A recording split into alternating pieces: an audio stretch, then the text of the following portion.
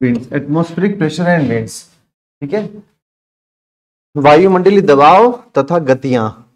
हम्म हम्म? इसमें हम लोग क्लास अटेंड की थी, ऑनलाइन अटेंड की हुई है। ठीक है, तो पहली बात यह है, दोबारा जल्दी से हम रिवाइज कर लेते हैं। प्रेशर क्या है बेटा, आप बताइए। प्रेशर, प्रेशर का मतलब क्या है? प्रेशर क्या है बेटा? प्रेशर सिंपल बात है हमारे, फोर्स अपॉन एरिया। मतलब कितना पर्टिकुलर एरिया में कितना फोर्स गिर रहा है, तो उसे हम प्रेशर बोल दिया। उसके बाद समझ लीजिए, अगर जैसे हम लोग समझ चुके थे कि इक्वेटोरियल रीजन है, इक्वेटोरियल भूमध्य रेखीय जो क्षेत्र है, वहां पर इंसुलेशन ज्यादा है कि कम है? ज्यादा है। ठीक है, रीजन सब हम लोग पढ़ चुके हैं शुरू के चैप्टर्स में। इंसुलेशन ज्यादा है, जब इंसुलेशन ज्यादा है तो क्या हो रहा है, वहां पर मेरा टेरेस्ट्रियल रेडिएशन ज्यादा हो जाएगा। लॉजिक समझ रहे हैं सभी लोग? टेरेस्ट्रियल रेडिएशन ज्यादा है तो मेरी हवाएं गर्म हो रही हैं, तो भूमध्य रेखीय पर हवाएं कैसी हैं? गर्म है। इसी का अगर मैं उल्टा बोल दूं तो पोलर एरियाज में हवाएं कैसी होंगी? ठंडी। ठीक है, तो गर्म हवा हल्की होती है, वो कहां जाएगी? ऊपर। ठंडी हवा भारी होती है, वो कहां जाएगी? नीचे। तो जहां पर भी मुझे गर्म हवा दिखेंगी, वहां पर प्रेशर कैसा होगा? लो प्रेशर होगा ना। हाई बोला, हॉट विंड जहां पे दिख रही है। ठीक है, और जहां पे मुझे कोल्ड विंड दिख रही हैं, वो किधर जा रही हैं? वो नीचे की तरफ जा रही हैं। वार्म विंड्स किधर जा रही हैं? ऊपर की तरफ। कोल्ड विंड नीचे की तरफ जा रही हैं। तो यहाँ पे मुझे क्या दिख रहा है? प्रेशर हाई दिख रहा है। ये हम लोगों ने समझा था। नेक्स्ट कॉन्सेप्ट हमने क्या समझा था? आइसोबारा कॉन्सेप्ट। ठीक है, समदाब रेखाएं। ठीक है, जैसे हम लोगों ने आइसोथर्म पढ़ा था, ये टर्म्स याद रखेंगे आप लोग। आइसोथर्म, आइसो बार, आगे जाके हम पढ़ेंगे आइसो हाइट, आगे पढ़ेंगे आइसो हेलाइन पढ़ेंगे। हाइट माने क्या होता है? HEIGHT नहीं है, HYTE। आइसो हाइट माने कि जहां पे समान वर्षा होती है, जहां पर समान वर्षा होती है उन जगहों को जोड़ने वाली रेखा को हम आइसो हाइट रेखा कहते हैं। तो ये सारी चीजें हम लोग धीरे धीरे करके पढ़ेंगे। तो इस चैप्टर में हम लोगों ने नेक्स्ट कॉन्सेप्ट क्या पढ़ा था? आइसोबार। आइसोबार समदाब रेखाएं। क्या होते हैं आइसोबार? वह रेखाएं जो मैप पे समान वायुदाब वाले क्षेत्र को जोड़ती हैं। ठीक है, इक्वल एटमॉस्फेरिक प्रेशर वाले प्लेसेस को जोड़ने वाली लाइन को हम क्या कहते हैं? आइसोबार। सिंपल है, क्लियर है? कोई भी अगर किसी को इस अभी हम पढ़ रहे हैं कुछ भी डाउट आए, पहले से कनेक्शन ना हो पहले के चैप्टर से, अभी कुछ भी आएगा तुरंत रुक के पूछिए। ठीक है, क्योंकि आज बहुत इंपॉर्टेंट चीजें हम लोग समझने जा रहे हैं। ठीक, उसके बाद एक कॉन्सेप्ट ये होता है, हमने समझा था, अगर ये मेरी ढलान है, अगर ये मेरा एक स्लोप है, ठीक है, और मैं पानी को छोड़ दूं, ठीक, एक जगह में पानी यहां पे छोड़ू, हाँ, तो पानी किधर जाएगा? ऐसा तो नहीं होगा मैंने पानी यहां छोड़ा पानी ऊपर की तरफ चला जाएगा, ये तो नहीं होता है ना। तो हर समय वाटर का मूवमेंट कहां से होता है? हाइयर स्लोप से लोअर स्लोप की तरफ, मतलब ऊंचाई से नीचाई की तरफ पानी का मूवमेंट होता है। सेम इसी तरीके से हवा का मूवमेंट होता है। हवा का मूवमेंट कहां से होगा? जहां पे हवा ज्यादा है। कहां पे होगा? जहां पे हवा कम है। जहां पर ज्यादा हवा है वहां से हवा निकलेगी और किधर जाएगी? जहां पर हवा कम है। ऑब्वियस बात है, वहां पे कमी है तो उधर जा रही है, उसको भर दे रही है। और वो कब तक मूव करेगी? जब तक कहीं पे ज्यादा है कहीं पे कम है। हाँ, जहां पे दो, जब ऐसा हो गई यहां पर और यहां पे बराबर हो गई तो पानी भी रुक जाएगा ना। अगर मैं इसको स्लोप को ऐसे कर दूं तो मेरा पानी रुक जाएगा। सेम चीज मेरी हवा में है। विंड कहां से कहां मूव करती है?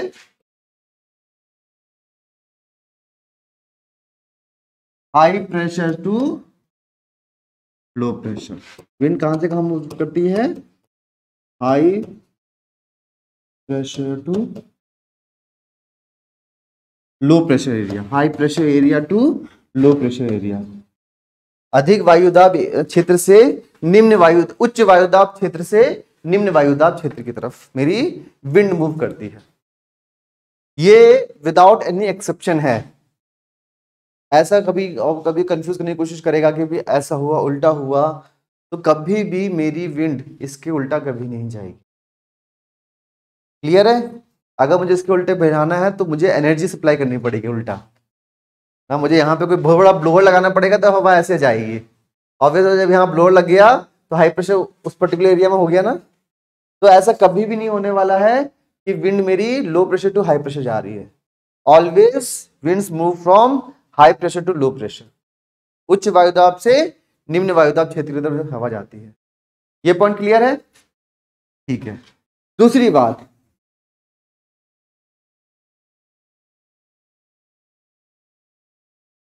जो मैंने अभी पॉइंट लिखा high pressure to low pressure, उसको मैंने आइसोबार के टर्म्स में मैं लिख रहा हूं। अब ये एरिया क्या था मेरा, समझ ली, देखिए यहां पे मैंने लिखा था ना हाई प्रेशर,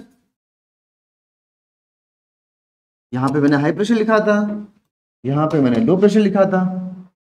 ठीक, अब मान लीजिए हाई प्रेशर की ये वाली लाइन है, लो प्रेशर के ये सारे पॉइंट्स हैं, तो इनको जोड़ने वाली लाइन को हम क्या कहते हैं?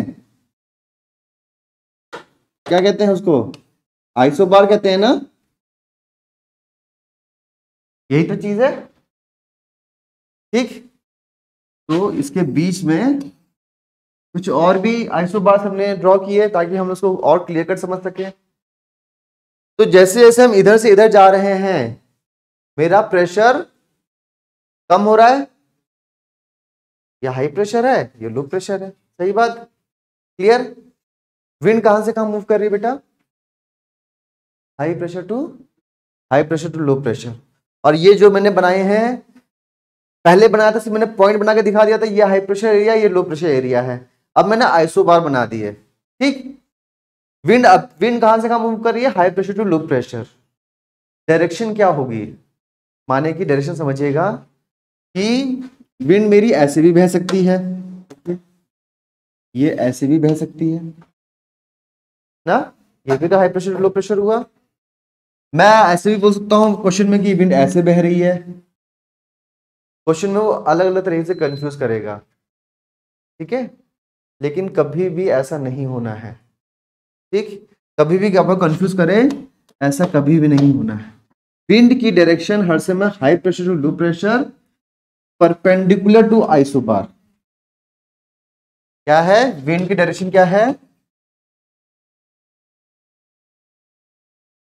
High pressure to low pressure and perpendicular to, यही साइन होता है मेरे ख्याल से परपेंडिकुलर का, परपेंडिकुलर टू आइसोबार। क्लियर हो गया? ये विदाउट एनी एक्सेप्शन है। कभी भी ऐसा नहीं होगा कि विंड किसी और एंगल से आइसोबार को काटे, सिर्फ एक ही एंगल से आइसोबार को काटती है। क्या एंगल है वो? Perpendicular to isobar and from high pressure to low pressure. Clear? ठीक,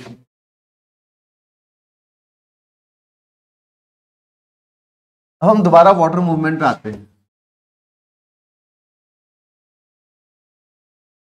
ये तो हमने समझ लिया कि अगर मैं स्लोप बना रहा हूं तो वाटर हर समय कहां से कहां मूव कर रहा है? हायर प्लेस से लोअर प्लेस की तरफ जा रहा है। तो एक स्लोप मैंने ऐसे बनाया और एक, इसको मैं थोड़ा सा और स्टीप कर दूं ताकि हम इसको क्लियर कर सके। दो स्लोप है, पानी की स्पीड ज्यादा किसमें होगी? मैं पानी ऊपर छोड़ू, जल्दी कहां नीचे गिरे? फर्स्ट में, क्योंकि इसका स्टीप स्लोप है, इसका क्या है? जेंटल स्लोप है। सेम होता है विंड में। जब मेरा प्रेशर बहुत जल्दी नीचे गिरे, बहुत जल्दी का मतलब क्या होता है? कम जगह में प्रेशर बहुत जल्दी नीचे गिर जाए। ठीक है, जैसे समझ लीजिए यहां पर कोई प्रेशर, यहां पर एक समझ लीजिए 1000 मिली बार है, जस्ट मैं थोड़ा सा 4 कदम आगे बढ़ा, 900 मिली बार आ गया, 4 कदम आगे बढ़ रहा हूँ 800 मिली बार आ गया, 4 कदम आगे बढ़ रहा हूँ 500 मिली बार आ गया।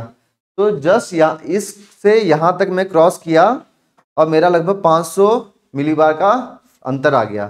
तो मतलब बहुत जल्दी जल्दी मेरा गिर रहा है प्रेशर, ठीक। तो जब मेरा प्रेशर बहुत जल्दी नीचे गिरता है तो विंड की स्पीड ऑब्वियस क्या हो जाएगी, स्टीप हो जाएगी, ठीक है।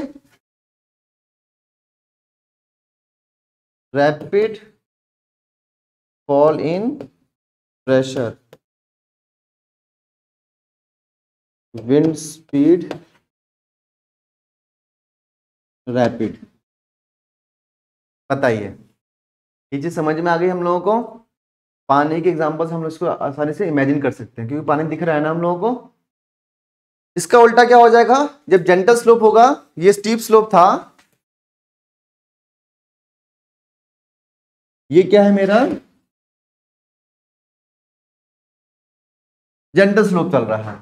इसमें क्या होगा, जिससे पानी आराम से जाएगा उसी तरीके जेंटल स्लोप मतलब समझिएगा यहां पर 900 है, ठीक है। मैंने पूरा हॉल को क्रॉस करके वहां गया तो कितना आ गया 895, फिर मैं और 100 मीटर आगे जा रहा हूं, कितना आ रहा है 890, आराम से नीचे ढलान आ रही है। तो ये जेंटल स्लोप हो गया। जेंटल स्लोप में क्या होगा कि मेरा फॉल इन प्रेशर स्लो होगा, ठीक है। विंड स्पीड क्या होगी मेरी, स्लो होगी, ऑब्वियस बात है।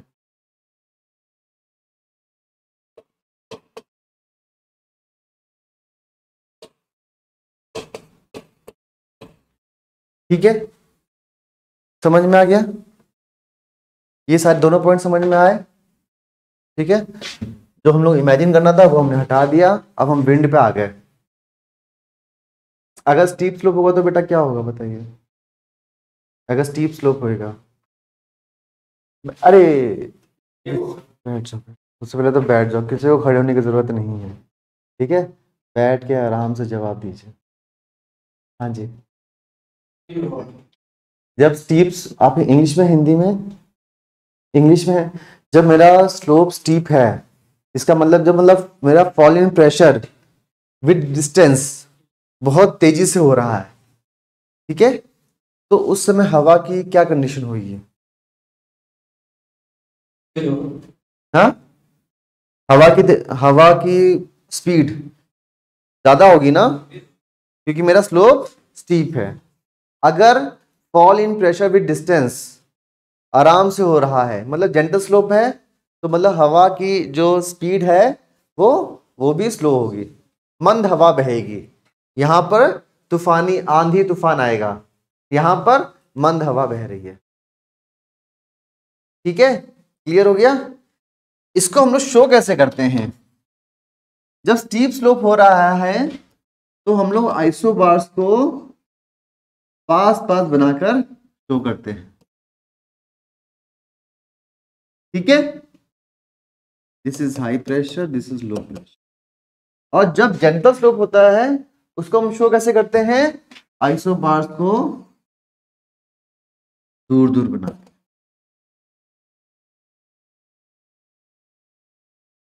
ठीक है। क्लियर हो गया। इस पूरे कॉन्सेप्ट को हम कहते हैं प्रेशर ग्रेडियंट। ग्रेडियंट माने क्या होता है बेटा, स्लोप ना, प्रेशर ग्रेडियंट या दाब प्रवणता। ये जो पूरा कॉन्सेप्ट हमने पढ़ा है इसका नाम क्या है,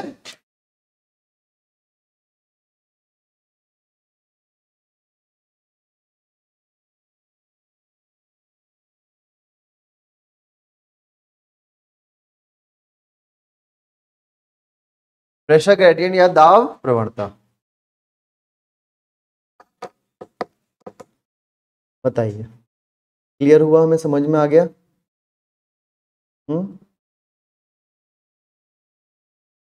क्या क्या है प्रेशर ग्रेडियंट में, बहुत गर्मी, अब सही लग रहा है आप सभी लोगों को, गर्मी नहीं लग रही है, सही लग रहा है, ठीक है, सही लग रहा है, कंफर्टेबल है, गर्मी लग रही है ना, एटलीस्ट 20 तो कर दीजिए।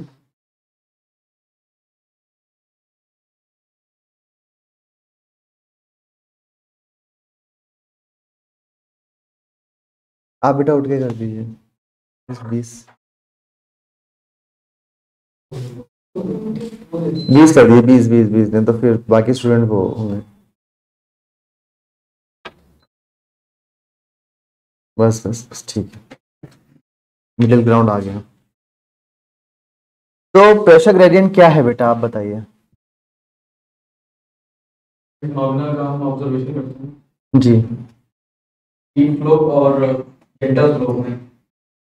तो स्टीम फ्लो में ये है कि विंड जो फ्लो करती है तो वो स्पीडली फ्लो करती है, तो उसका जो जी ठीक स्पीड है, है वो ज़्यादा। ठीक है डेल्टा फ्लो में विंड का जो स्पीड है वो कम रहती है। जी दोस्तों जो आइसोबार्स हम शो करते हैं उसमें कॉम्पैक्टेड आइसोबार्स जी ये से शो करते हैं जी स्टीम फ्लो में। जी जी जी वो डिस्टेंस ज़्यादा रहती है जो आइसोबार्स शो, ठीक है। टोटल फिनोमेना को ही प्रेशर ग्रेडियंट कहते हैं। इसमें हमने देखा था विंड डायरेक्शन हर समय कहाँ से कहाँ होगी, wind direction high pressure to low pressure होगी। और ऑलवेज, ये पीटी में आप लोगों को बहुत इजी सेंटेंस लग रहा है ना, इजी है भी, लेकिन पीटी में पूछा गया है एक या दो बार कि जो विंड डायरेक्शन है इज फॉलोइंग, 4 पॉइंट 4 ऑप्शंस दे दिए, ठीक है। उसमें एक ऑप्शन था it is perpendicular to isobars. Simple चीज, कॉन्सेप्ट हम लोगों के सिंपल सिंपल हैं, हो जाता है, ठीक है। चलिए अब हम लोग नेक्स्ट चीज पढ़ते हैं। ये पूरा क्लियर हो गया, ठीक है।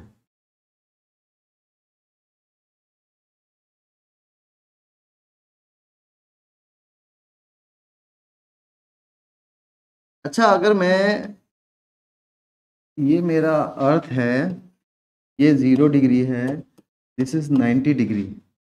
अगर मैं 0 डिग्री से 90 डिग्री जा रहा हूं, हाँ, तो टेम्परेचर पे क्या फर्क पड़ रहा है। 0 डिग्री से, अगर मैं 0 डिग्री से 90 डिग्री जा रहा हूं तो मेरा टेम्परेचर पे क्या फर्क पड़ रहा है, हमने क्या देखा था जी। टेम्परेचर मेरा कम है, माने मैं ये बना सकता हूं, टेम्परेचर मेरा इस तरह से फॉल कर रहा है, इक्वेटर पे सबसे ज्यादा हो रहा है इन जनरल, और जैसे मैं पोल्स पे जा रहा हूं वहां पर मिनिमम हो रहा है। What is the relationship between temperature and pressure. Temperature और प्रेशर में क्या रिलेशन है, टेम्परेचर और प्रेशर में क्या रिलेशन है। इनवर्सली प्रोपोर्शनल है, जहां पे टेम्परेचर ज्यादा होगा वहां पे प्रेशर कम होगा। ये हमने अभी समझा भी था, गर्म हवा और ठंडी हवा के कंटेक्स्ट में समझा भी था। तो temperature is inversely related to pressure, या मैं बोल सकता हूं pressure is inversely related to temperature. इसका मायने क्या है, अब मैं अगर ये चीज इसको यहां पर लगाऊं, ये जो थियोरेटिकल फॉर्मूला है इसको मैं अर्थ पे अप्लाई करूं, तो क्या होना चाहिए, मैं अगर डायग्राम बनाऊं तो कैसा होना चाहिए, ये 0 डिग्री, ये 90 डिग्री। अब मैं प्रेशर से करूं और ये फॉर्मूले को मैं अप्लाई करूं तो कैसा होना चाहिए मेरा, ये होना चाहिए, ये चीज होनी चाहिए, ठीक है। इसका मायने क्या है, अगर मैं टेम्परेचर कंटेक्स्ट में लिखूं सेंटेंस फॉर्म में कि जैसे जैसे मैं इक्वेटर से पोल की तरफ जा रहा हूं मेरा टेम्परेचर कंटिन्यूअसली डिक्लाइन कर रहा है, सही बात ना। अगर मैं इस डायग्राम को देखूं तो मैं क्या बोलूंगा कि जैसे जैसे मैं इक्वेटर से पोल की तरफ जा रहा हूं मेरा प्रेशर कंटिन्यूअसली इंक्रीज कर रहा है, ये यही तो है, ठीक है। ये तो हुआ थ्योरेटिकल, लेकिन एक्चुअल में ये जो है दिस इज थ्योरेटिकल,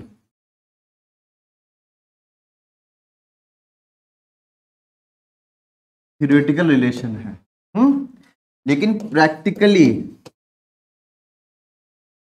ये रॉन्ग है। प्रैक्टिकली ऐसा होता नहीं है। प्रैक्टिकली कैसे पाया जाता है?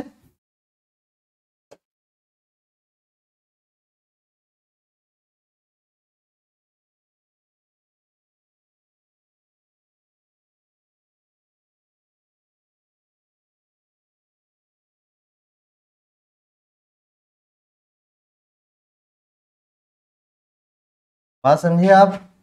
यहां पे मेरा क्या था, लो प्रेशर हाई प्रेशर।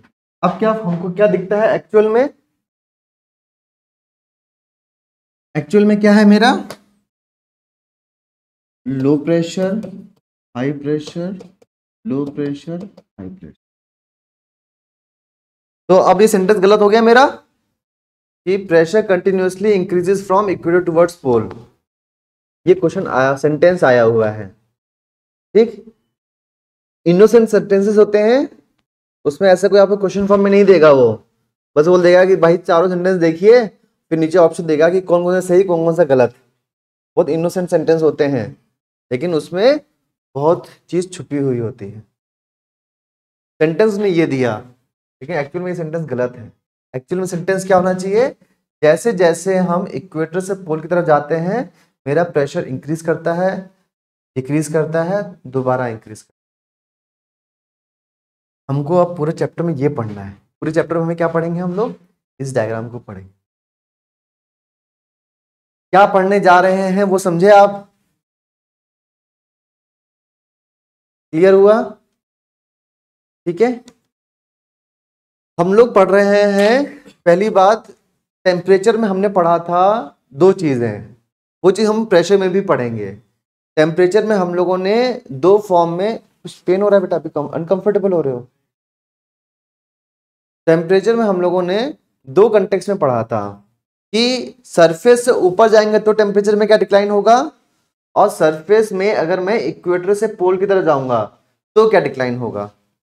अगर मैं सर टेम्परेचर कंटेक्स्ट में पूछ रहा हूं, टेम्परेचर कंटेक्स्ट में कि अगर मैं सरफेस से ऊपर जा रहा हूं तो टेम्परेचर पे क्या फर्क पड़ रहा है बेटा?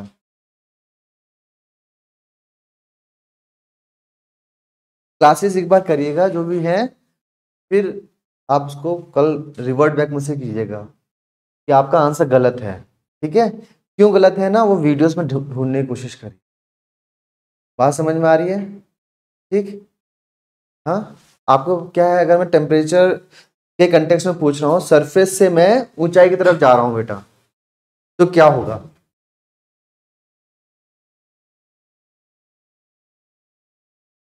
आज घर पे जाने के बाद कुछ काम नहीं करना आप लोग। 8-10 वीडियोस हो चुकी हैं ना, अराउंड 16 आवर्स 17 आवर्स की क्लासेस होंगी आपकी, ठीक है। तो जो हम लोग मैंने सवाल पूछा है वो आपकी पहली क्लासेस में है, पहले कुछ क्लासेस में उसका आंसर है। मैं जवाब नहीं दूंगा क्योंकि आप उसको जब लेक्चर में पढ़ेंगे तो आपको वो क्लिक कर जाएगा, कभी भूलेंगे नहीं। ये काम कर लेंगे आप तीनों? और बेटा आपने तो क्लास शुरू की हुई है, ठीक है, तीनों क्लासेस करके आइए। तो वी हैव ऑलरेडी स्टडीड, मैं फिर से अब मैं पढ़ा रहा हूँ, वी हैव ऑलरेडी स्टडीड कि टेम्परेचर पे क्या वेरिएशन होता है अगर मैं सरफेस से हाइट पे जाता हूँ। कि जैसे जैसे मैं ट्रोपोस्फियर की बात कर रहा हूँ, शोभ मंडल की बात कर रहा हूँ, जैसे जैसे मैं नीचे से ऊपर जा रहा हूँ तो क्या हो रहा है, मेरा टेम्परेचर कम हो रहा है, ठीक है। हाँ, टेम्परेचर कम हो रहा है। रेट क्या है उसका, 6.5 डिग्री सेल्सियस पर 1000 मीटर। ये चीज हम लोगों ने हम सब समझ चुके हैं, बहुत इंपॉर्टेंट है। और फिर हमने सरफेस से वेरिएशन देखा कि जैसे जैसे मैं इक्वेटर से पोल की तरफ जा रहा हूं मेरा टेम्परेचर कैसे वेरी कर रहा है। सेम चीज मैंने प्रेशर में पढ़नी है, एटमॉस्फेरिक प्रेशर में भी सेम चीज पढ़नी है। जैसे जैसे हम सरफेस से ऊपर जा रहे हैं प्रेशर कम होगा कि ज्यादा होगा? कम होगा, ऑब्वियस बात है, क्योंकि वी हैव ऑलरेडी स्टडीड कि अर्थ का 75% मास ट्रोपोस्फियर में है, 5 किलोमीटर के नीचे 90% से अधिक वाटर वेपर है, सारे फैक्ट्स हम पढ़ चुके हैं। तो जब जैसे जैसे मैं ऊपर जा रहा हूँ फोर्स कम पड़ रहा है, क्योंकि हवा तो नीचे जा चली गई ना, तो जैसे जैसे मैं ऊपर जा रहा हूँ मेरा प्रेशर कम हो रहा है। ये हम लोग टेम्परेचर में भी समझा था। फोकस करने वाली बात क्या है, सरफेस पे जब मैं मूव कर रहा हूं, इक्वेटर से पोल की तरफ जा रहा हूं, तो क्या फर्क पड़ रहा है। ठीक है, क्लियर हुआ। अब एक चीज नोटिस करने की कोशिश करिए मैं फिर से, कि जब मैं इक्वेटर से पोल की तरफ जा रहा हूं तो कंटिन्यूअस डिक्लाइन कर रहा है, मतलब एक सिंगल चेंज आ रही है। लेकिन यहां पर क्या हो रहा है कि कम है देन बढ़ा, कम है देन बढ़। इसको अगर मैं ग्लोब पर रिप्रेजेंट करूं तो देखिएगा आप लोगों को एक अलग फिगर नजर में आएगा। तो आगे पूरा यही तो डिस्कस करना है हमको, ये हो क्यों रहा है। ठीक है, ये इक्वेटर है, दिस इज 90 डिग्री। अब देखिएगा इक्वेटर पे क्या है बेटा,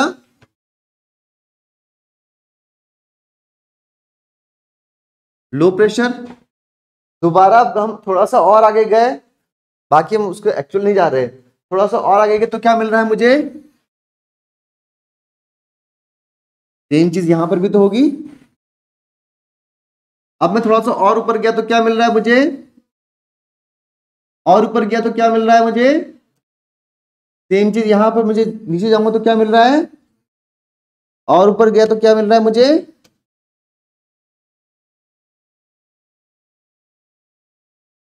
इस ग्राफ को मैंने ग्लोब पे रिप्रेजेंट किया। ठीक, तो मैं क्या देख रहा हूं, जब वायु दाब कंटेक्स्ट में, एटमॉस्फेरिक प्रेशर कंटेक्स्ट में मैं देखता हूं तो मुझे बेल्ट दिखाई दे रही है, बेल्ट दिखाई दे रही है, पट्टियां बंधी हुई है ना। तो प्रेशर कंटिन्यूअस डिक्लाइन नहीं करता है, उसकी जोन्स हैं जहां पर वेरिएशन आता है। बीच में लगभग सेम है, यहां पर एकदम से वेरिएशन आते हैं, यहां पर वेरिएशन आ रहे हैं। देखिए यहां पर धीरे धीरे राइज किया और यहां पर मैक्सिमम प्रेशर पहुंचा, यहां पर धीरे धीरे डिक्लाइन किया, मिनिमम प्रेशर पहुंचा, धीरे धीरे इंक्रीज किया और मैक्सिमम प्रेशर पहुंच गया। तो एटमॉस्फेरिक प्रेशर जब मैं सरफेस पे जाता हूं तो उसमें मुझे बेल्ट्स दिखाई देती हैं, पट्टियां दिखाई पड़ती हैं। ये एक लो प्रेशर की पट्टी, ये हाई प्रेशर की पट्टी है। ठीक है, ये लो प्रेशर की आ रही हैं और ये हाई प्रेशर की। इतना समझ में आया बताइए, यहां तक हमने समझा। विद हाइट प्रेशर मेरा कंटिन्यूअसली डिक्लाइन करेगा, विद हाइट प्रेशर मेरा कंटिन्यूअसली डिक्लाइन कर रहा है। लेकिन जब मैं लैटिट्यूड के कंटेक्स्ट में जा रहा हूं, अक्षांश के संदर्भ में हम देख रहे हैं, ठीक है, अक्षांश के संदर्भ में, मतलब मैं सरफेस में मूव कर रहा हूं, तो मैं क्या देख रहा हूं, मुझे प्रेशर की बेल्ट्स दिखाई देती हैं। कंटिन्यूअस डिक्लाइन नहीं कर रहा है, बेल्ट्स के फॉर्म में मेरा प्रेशर वेरिएशन आ रहा है। बात क्लियर हो गई चीज, ये चीज समझ में आ गई हम लोगों को। यहां तक क्लियर हुआ, किसी को कोई डाउट तो नहीं है, क्लियर है। अब चीज नोटिस करने की कोशिश करिए, इनके नाम अभी हम देखेंगे, इनके नाम अभी हम लोग नोटिस करेंगे, या मैं लिखता हूं ताकि हम लोग और क्लियर हो जाए। ये वाला जो है, जो इक्वेटर पे है, लो प्रेशर है, कहां पे सिचुएटेड है, ये इक्वेटर पर है, तो मैं इसको क्या बोलूंगा, इक्वेटोरियल लो प्रेशर बेल्ट। क्या बोलूंगा मैं,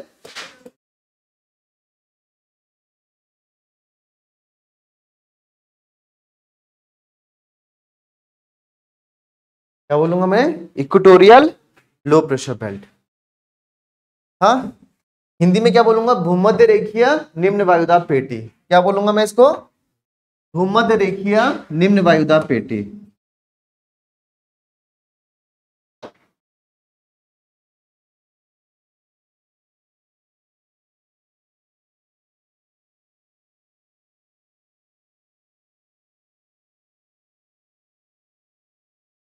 बताइए, क्लियर है? इसको मैं क्या बोलूंगा, जो हाई प्रेशर है ये, हाँ, ट्रॉपिक्स के पास में है, ट्रॉपिक्स के अंदर, तो मैं किसको बोलूंगा, सब ट्रॉपिकल हाई प्रेशर बेल्ट। क्या बोलूंगा?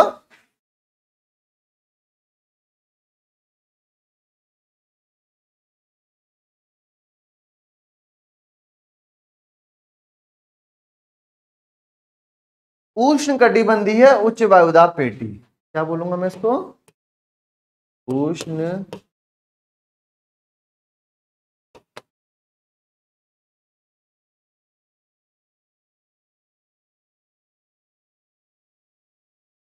ठीक।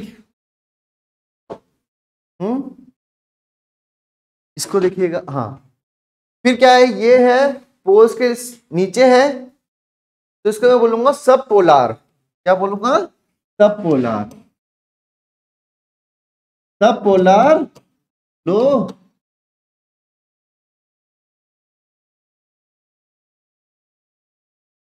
प्रेशर बेल्ट, उप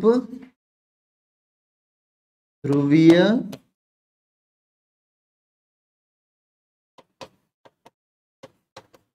उपध्रुवीय निम्न वायुदाब पेटी। इसको क्या बोलूंगा मैं? Polar high pressure belt.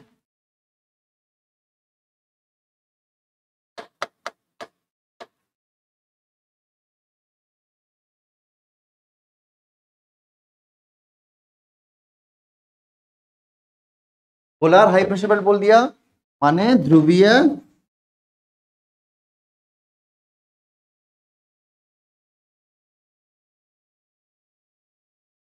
ध्रुवीय उच्च वायुदाब पेटी।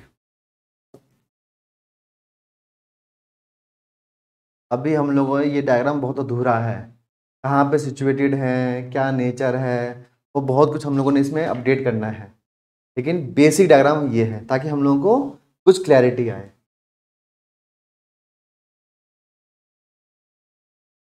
बताएं, क्लियर है बेटा सबको? तो कितनी प्रेशर बेल्ट्स हैं? 7, देखिए 7 है, 7 प्रेशर बेल्ट्स हमारी हैं। एक ये हो गई, इसका एक नेचर हो गया, इन दोनों का एक नेचर है, और इन दोनों का एक नेचर है ना। आगे जाके इसको मैं पूरा लिखना पॉसिबल नहीं होगा हर बार, तो शॉर्ट फॉर्म में लिखूंगा मैं, एक बार ऑफ पूरा लिखूंगा मैं, उसके बाद शॉर्ट फॉर्म ही रहेगा जब भी हम आगे बढ़ेंगे। इक्वेटोरियल लो प्रेशर बेल्ट, ठीक है, और यहाँ पर क्या है मेरा, सब ट्रॉपिकल हाई प्रेशर बेल्ट, सब polar low pressure belt, polar high pressure belt.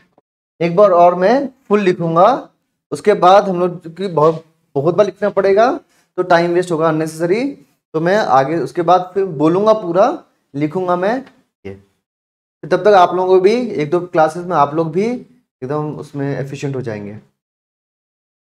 ये चीज समझ में आ गई मुझे? अब देखिए मैं रब करूं, देखिए लिखने दीजिए। अभी मैं दोबारा बनाऊंगा ये अभी पूरा नोट करवाऊंगा आप लोगों को। हाँ?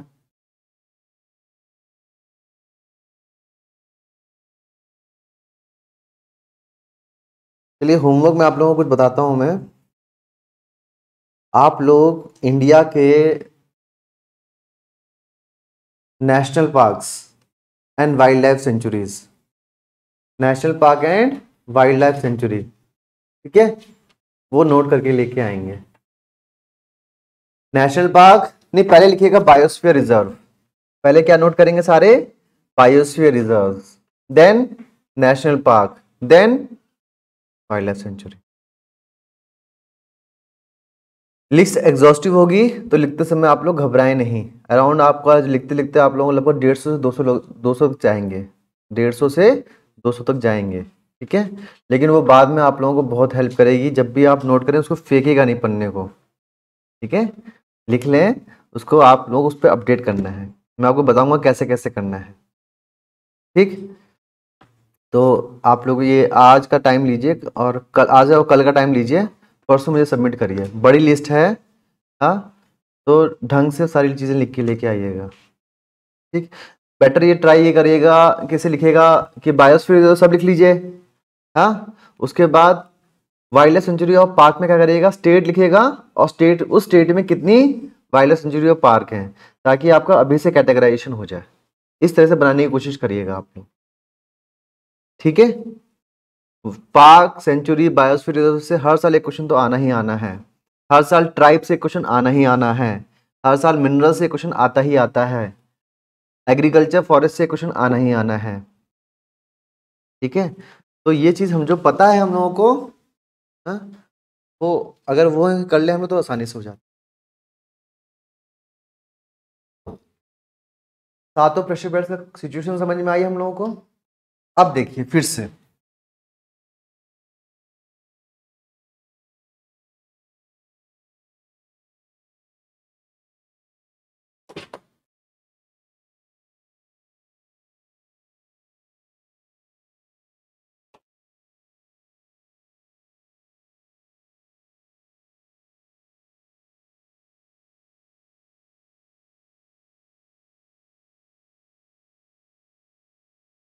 ठीक है, सही बात ना।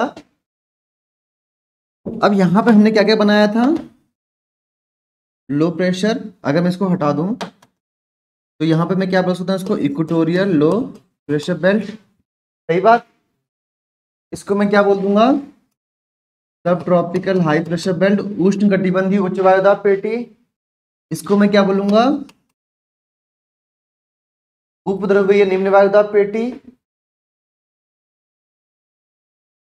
पोलर हाई प्रेशर बेल्ट, ठीक है। अब हम लोग इसको सुपर इम्पोज कर रहे हैं, सब चीज समझ में आ रही है। अब क्या हुआ, अब एक चीज देखिए, यहां पर टेम्परेचर क्या है, ज्यादा है, यहां पर प्रेशर क्या है, कम है, यहां पर टेम्परेचर क्या है, कम है, यहां प्रेशर क्या है। अब इसका मतलब क्या है, ये दोनों बेल्ट तो इससे रिलेटेड है, टेम्परेचर से फॉलो कर रही हैं। ये तो हमने समझा भी था ना, मेरा प्रेशर कैसे फॉलो कर रहा था, इस तरह से बढ़ रहा है ना। तो मतलब ये दोनों पॉइंट तो मैच कर रहे हैं ना, हा? तो इन दोनों को मैं क्या बोलूंगा, इनका रिलेशन किससे है, टेम्परेचर से रिलेशन है। तो मैं क्या बोल सकता हूं, थर्मली प्रोड्यूस्ड प्रेशर बेल्ट, तापंजय, क्या बोल सकता हूं, तापंजय वायुदाब पेटी, इन दोनों को equatorial low pressure belt, polar high pressure belt,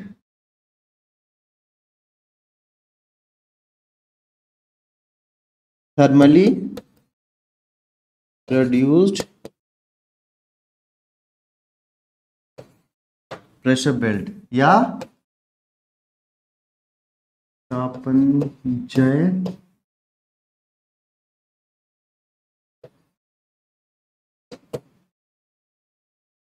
तापंजय वायुदाब पेटी। क्योंकि ये इनका जो जन्म किसकी वजह से हुआ है, टेम्परेचर की वजह से हुआ है। इनका डायरेक्ट रिलेशन किससे है, टेम्परेचर की वजह से। ये पॉइंट क्लियर हुआ मुझे, सभी को, ठीक है।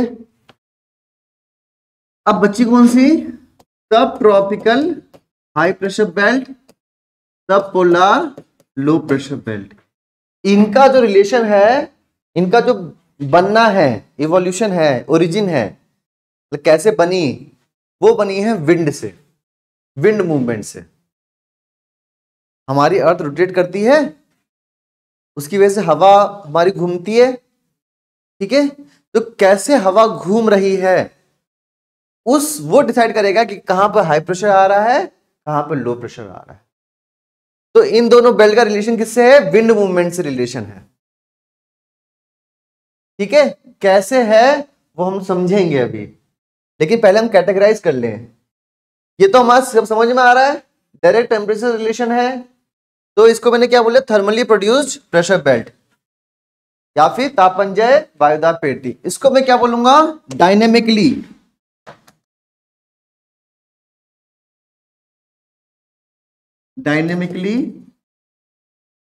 प्रोड्यूस्ड, हिंदी में बोलूंगा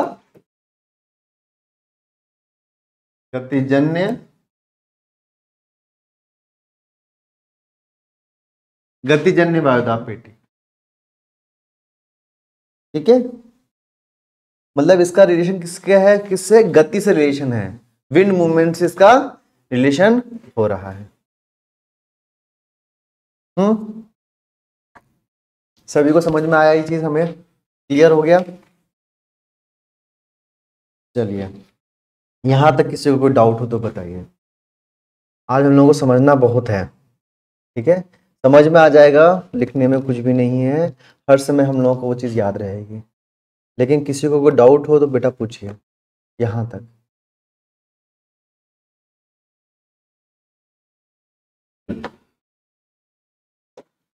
इसका रिलेशन किससे है मेरा,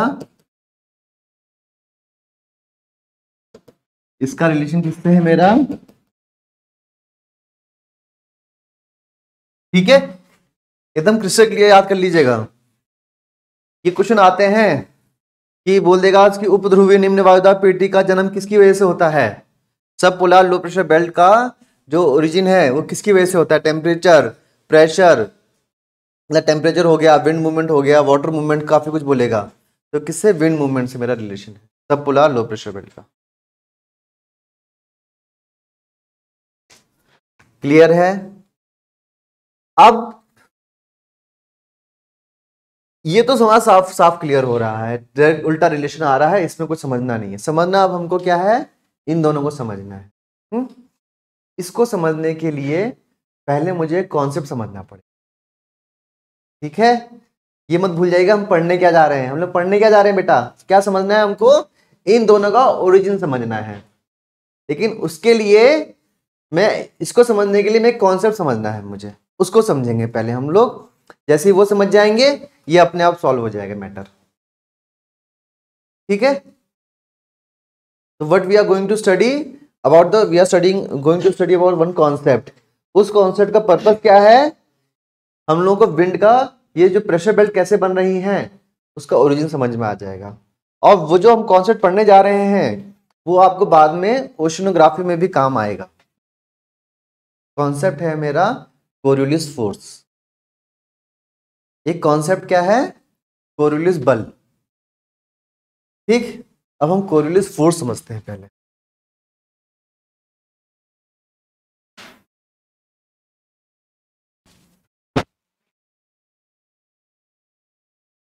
जब पहली बार मैंने ये कॉन्सेप्ट पढ़ा था तो मतलब ऐसा लगा था, दिमाग एकदम एकदम फायर अप हो गया था कि ऐसा भी कुछ होता है ना, हम लोगों को पता ही नहीं था ऐसा भी कुछ हमारी अर्थ पे होती ही चीजें।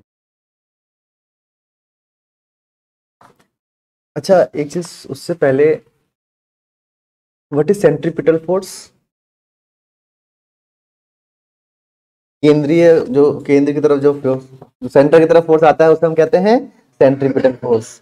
उसका उल्टा क्या है, सेंट्रीफ्यूगल फोर्स।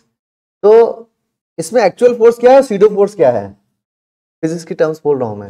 एक्चुअल फोर्स तो मेरा सेंट्रीपिटल है, सेंट्रीपिटल की वजह से मुझे एक फोर्स समझ में आता है सेंट्रीफ्यूगल।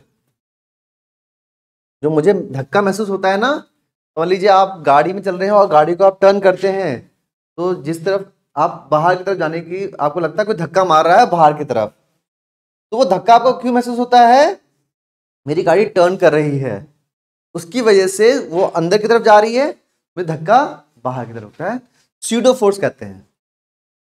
मतलब ये फोर्स एक्चुअल में होता नहीं है, मुझे फोर्स महसूस होता है।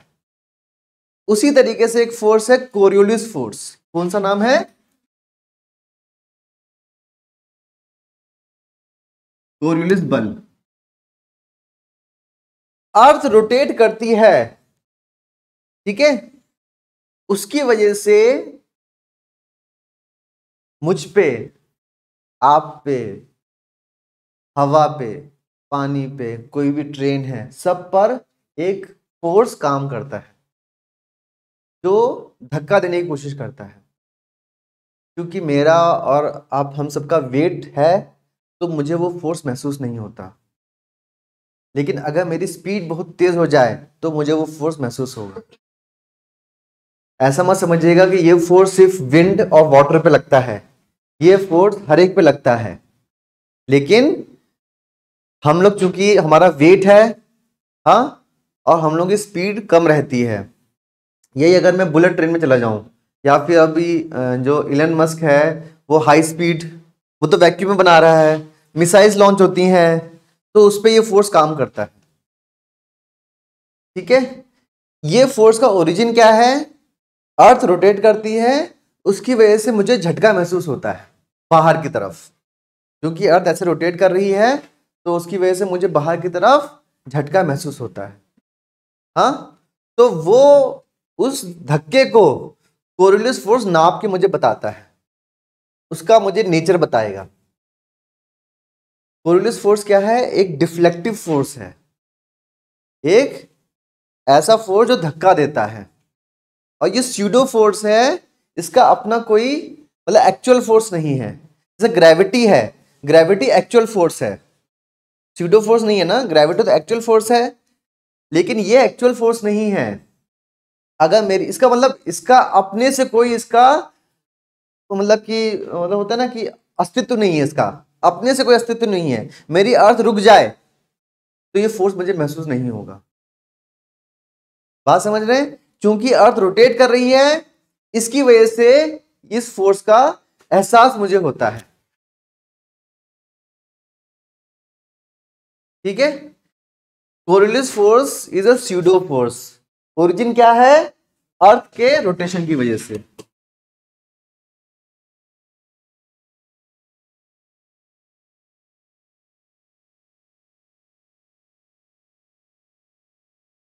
ठीक, ये चीज समझ में आई मुझे?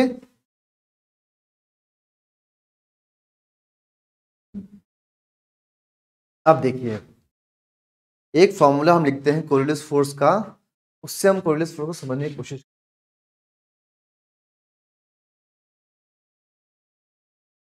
2v omega sine theta, 2v omega sine theta.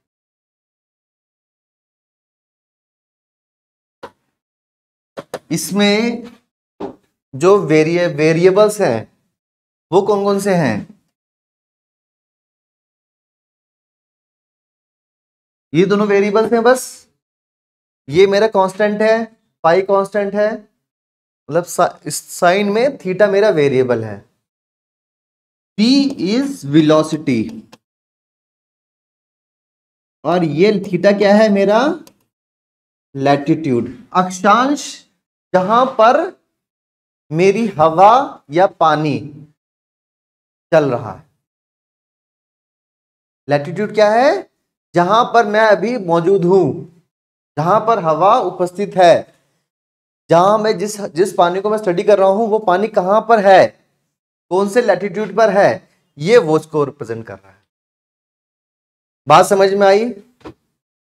Formula में क्या है? 2v omega sine theta, 2 omega this all constant, ये इसको हम देखना नहीं है। v वेलोसिटी है, थीटा लैटिट्यूड है। बेटा व्हाट इज वेलोसिटी? ऐसा लगता है कभी कभी हम फिजिक्स पढ़ रहे हैं। स्पीड एंड डिस्टेंस, आप थोड़ा सा बहुत दिन से रिवीजन नहीं हुआ है तो थोड़ा सा सही बोलना चाहते हैं, गलत आ रहा है मुझसे। व्हाट इज वेलोसिटी बेटा?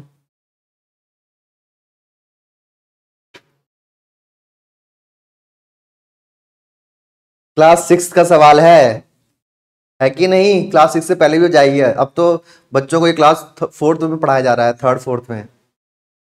What is velocity? आगे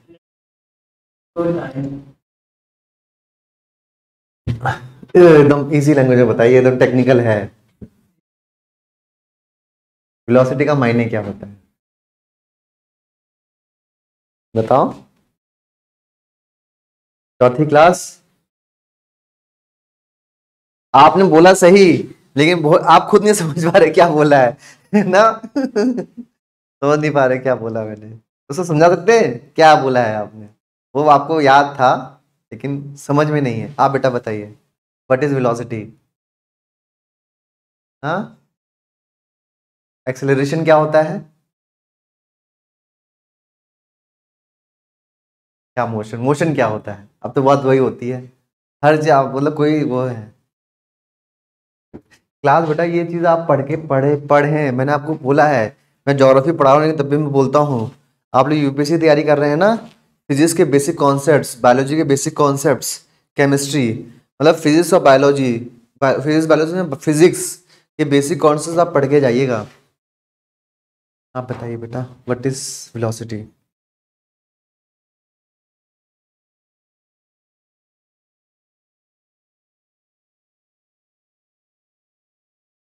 ये कितनी वो बात है ना? हाँ?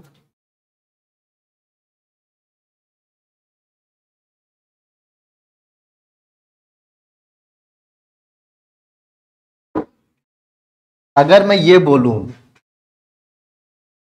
60 किलोमीटर पर आवर, अगर मैं बोलूं 60 किलोमीटर पर आवर है, तो ये क्या रिप्रेजेंट कर रहा है? मेरी स्पीड रिप्रेजेंट कर रहा है। ठीक है, अगर मैं बोलूं 60 किलोमीटर पर आवर इन नॉर्थ डायरेक्शन, तो ये हो गया मेरी वेलोसिटी। स्पीड में सिर्फ आपका एक स्पीड में डायरेक्शन नहीं होती बेटा, ये स्पीड में डायरेक्शन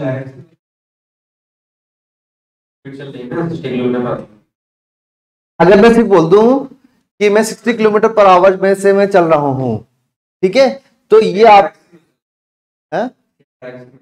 सेम डायरेक्शन नहीं, आपको डायरेक्शन नहीं पता हो ना, तो वो स्पीड होगी।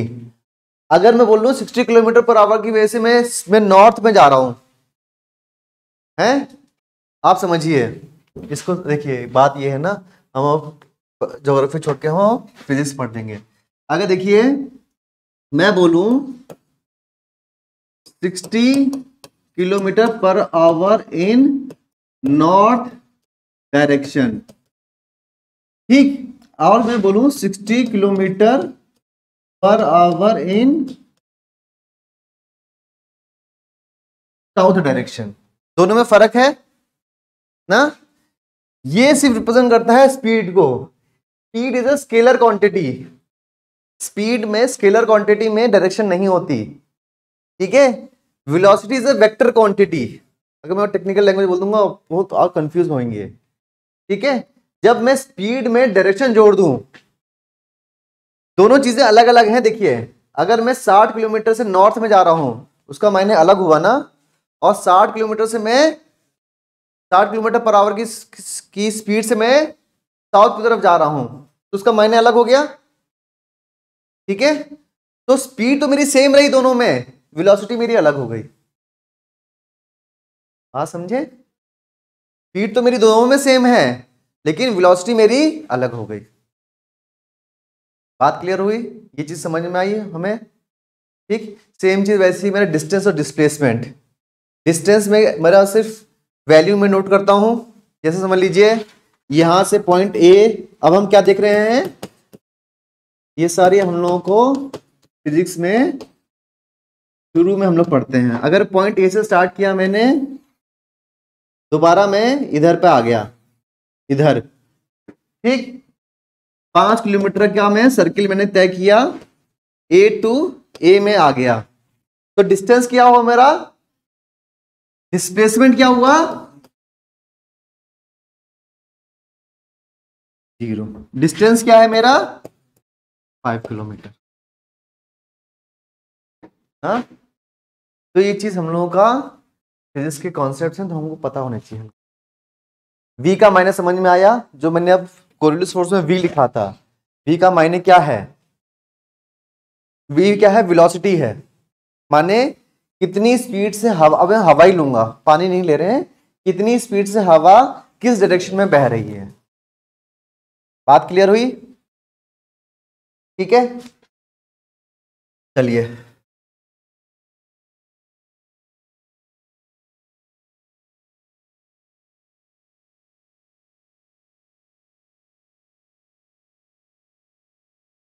What is sine zero?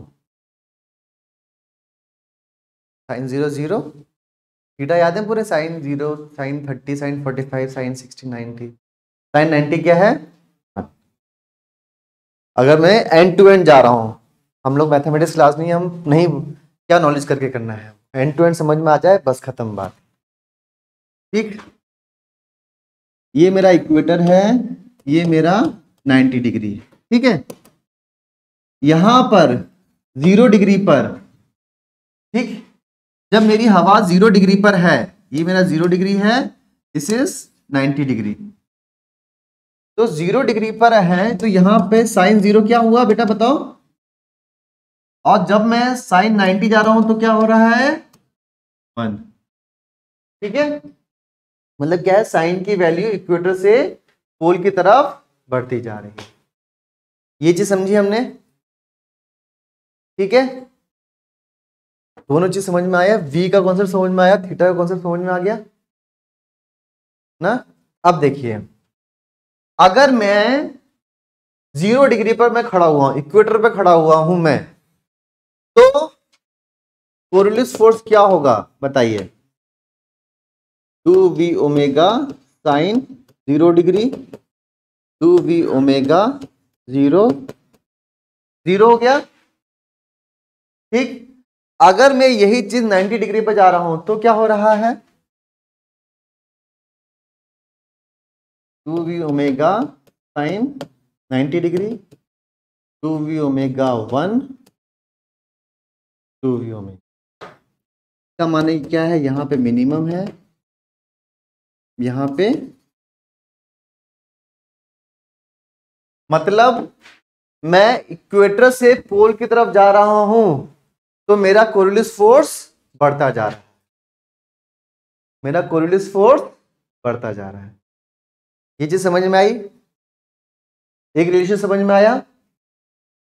ये कर क्या रहा है ये हम देखेंगे अभी, इसका ओरिजिन कैसा है ये हम समझ चुके हैं, ये कैसे वेरी कर रहा है वो हम समझ रहे हैं, अभी करेगा क्या ये हम समझेंगे आगे। ठीक है, फॉर्मूले में 2v ओमेगा साइन थीटा था, साइन थीटा से हमने समझा अगर मेरी हवा इक्वेटर पर है तो उस पर कोरियोलिस फोर्स नहीं लगेगा।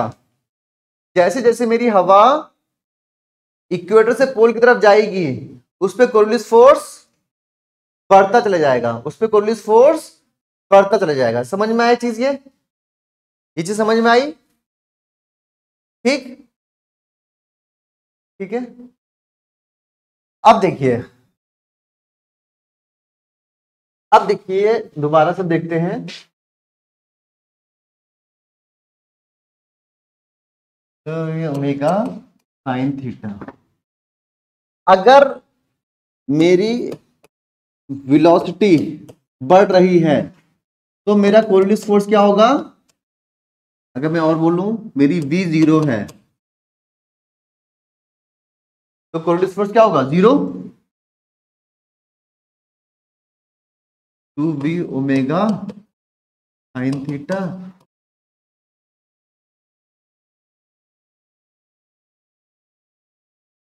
सही बात।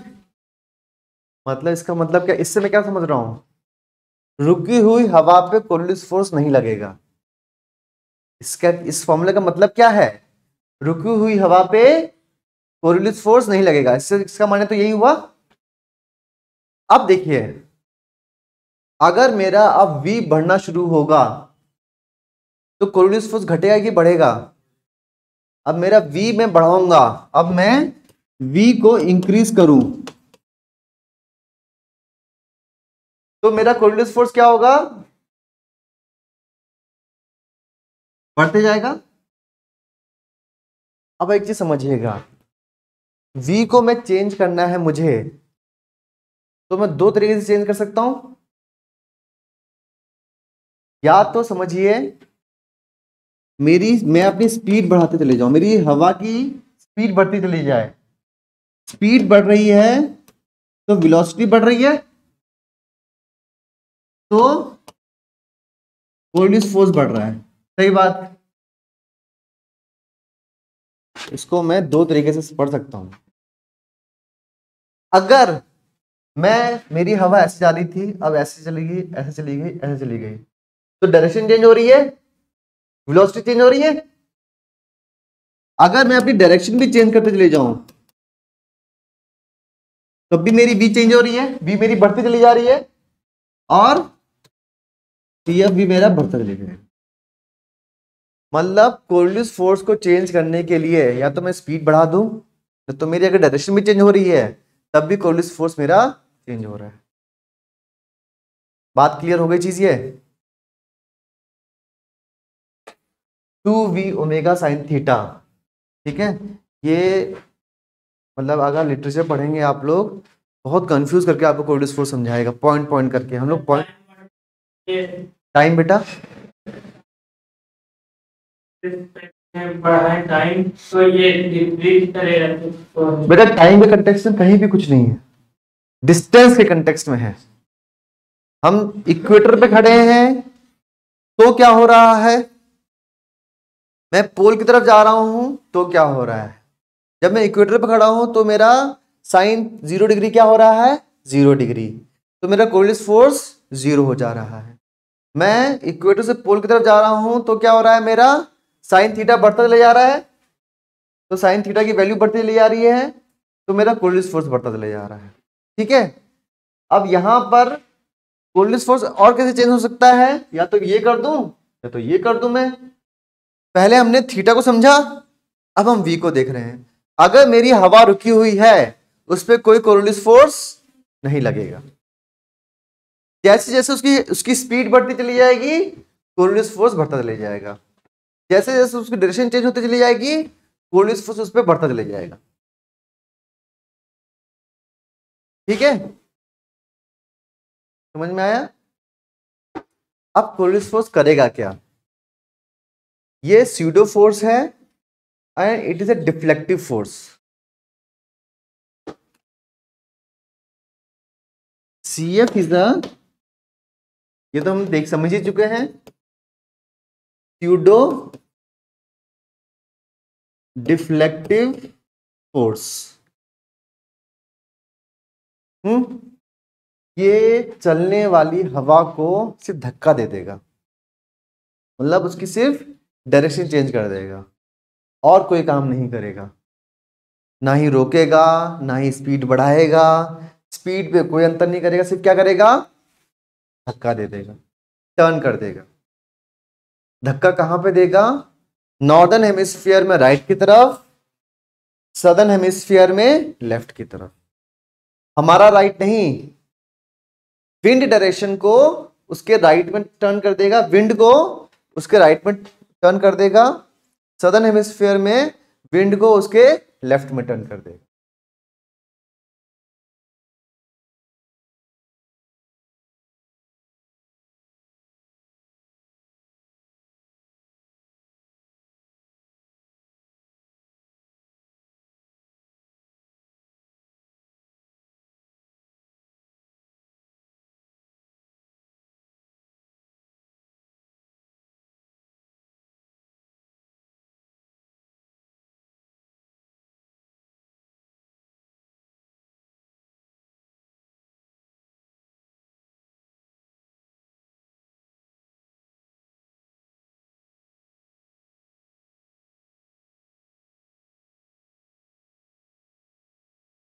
पढ़िए सेंटेंस और समझने की कोशिश करिए।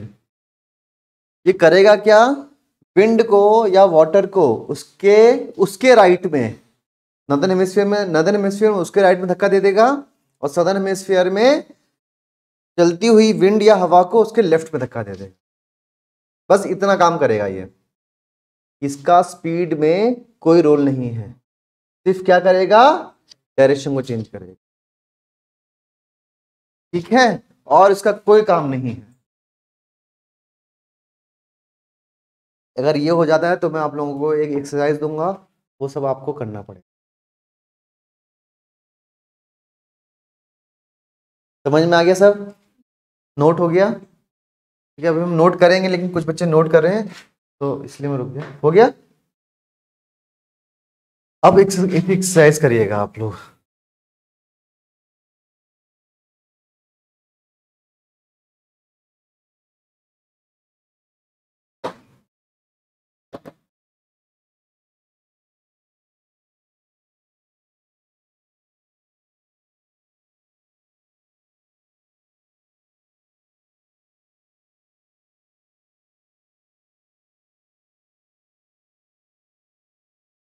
सभी पे कोऑर्डिनेट फोर्स लगा के बताइए विंड कहां पर टर्न करेगी।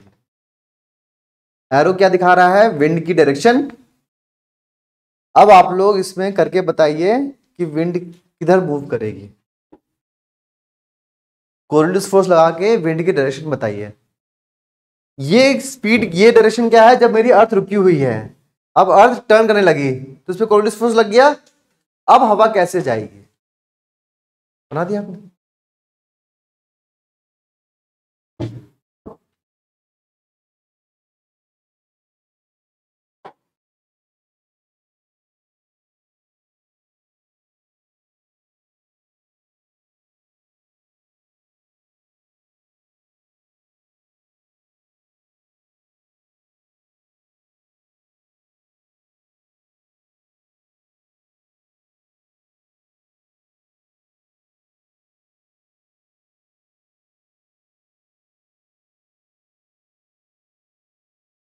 अरे ये क्या है? ये तो वही बना दिया आपने। नहीं सर, सबसे ऊपर वाला है, फिर ये वाला है, वो वाला है, वो वाला सबसे ऊपर वाला सर ये है। अरे तो क्या किया? ये क्या बनाया? और जो राइट, अरे ये बनाइए, उसके बाद हर विंड, हर एरो ना अलग अलग विंड डायरेक्शन है। तो मैंने अलग अलग ही बना दी थी इसमें। नहीं नहीं नहीं, अब वो बना के उसमें बताइए। अब ठीक है, ठीक अर्थ, ये रुकी हुई अर्थ पर विंड डायरेक्शन है, जब अर्थ रोटेट करेगी तब हवा कहाँ टर्न करेगी? हाँ वेरी गुड।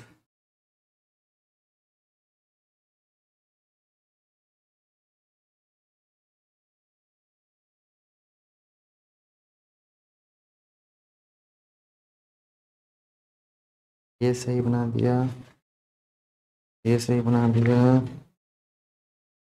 ऐसे बनेगी। ये गलत बना दिया, गलत हो गया। ऐसे ही फंसाएगा वो आप लोगों को। देखिए ये गलत कर दिया, ये सही है, ये सही है। देखो दो गलत हो गए ना। सब कुछ समझते हुए भी गलत कर दिया हमने। दिखाइए।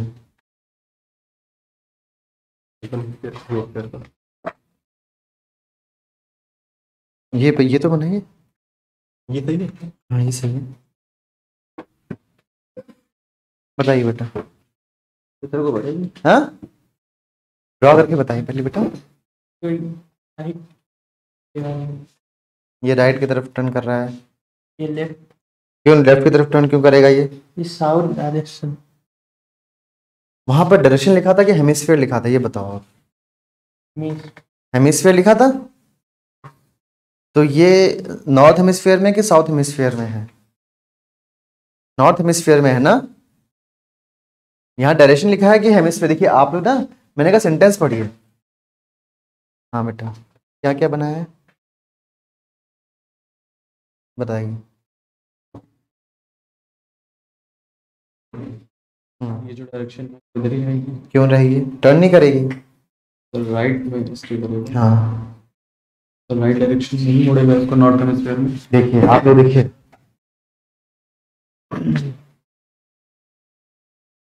ठीक बनाया है बेटा।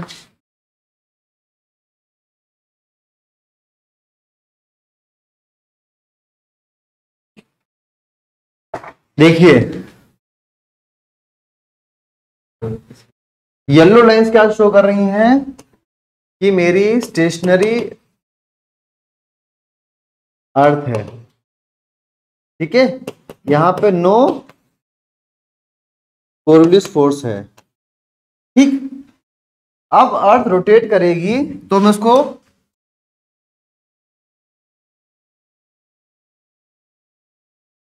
विंड डायरेक्शन अंडर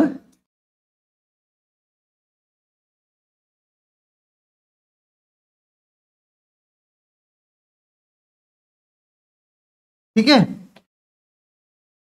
मैंने देखिए जो गलती एक स्टूडेंट ने की, अक्सर वो गलती करते हैं कि लिखा क्या है, नॉर्थ हेमिस्फीयर साउथ हेमिस्फीयर। ये मत समझिएगा कि आपकी अकेली गलती नहीं, ये बहुत लोग करते हैं।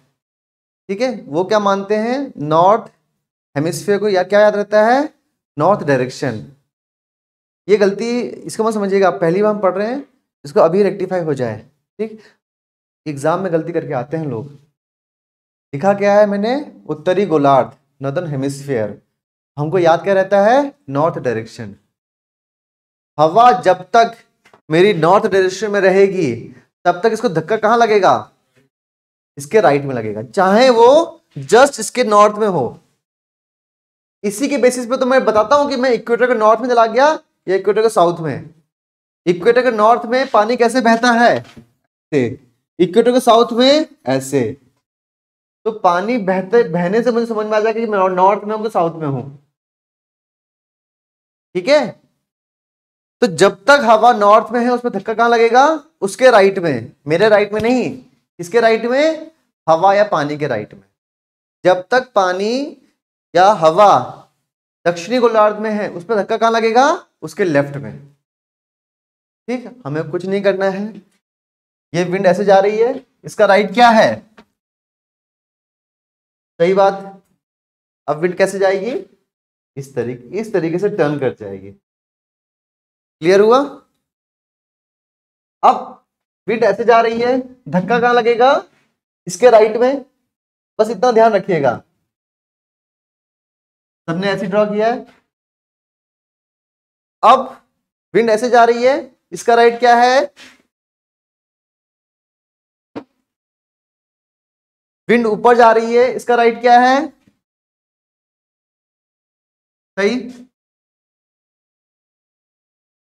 अब मैं सदर्न हेमिस्फीयर में हूं, सदर्न हेमिस्फीयर में धक्का कहां लगता है, इसके लेफ्ट में। अब इसका लेफ्ट क्या है बेटा, सही, गलत बनाओ तो बताइएगा बोर्ड में है। इसका लेफ्ट क्या है, इसका लेफ्ट क्या है, इसका लेफ्ट क्या है, क्लियर हुआ।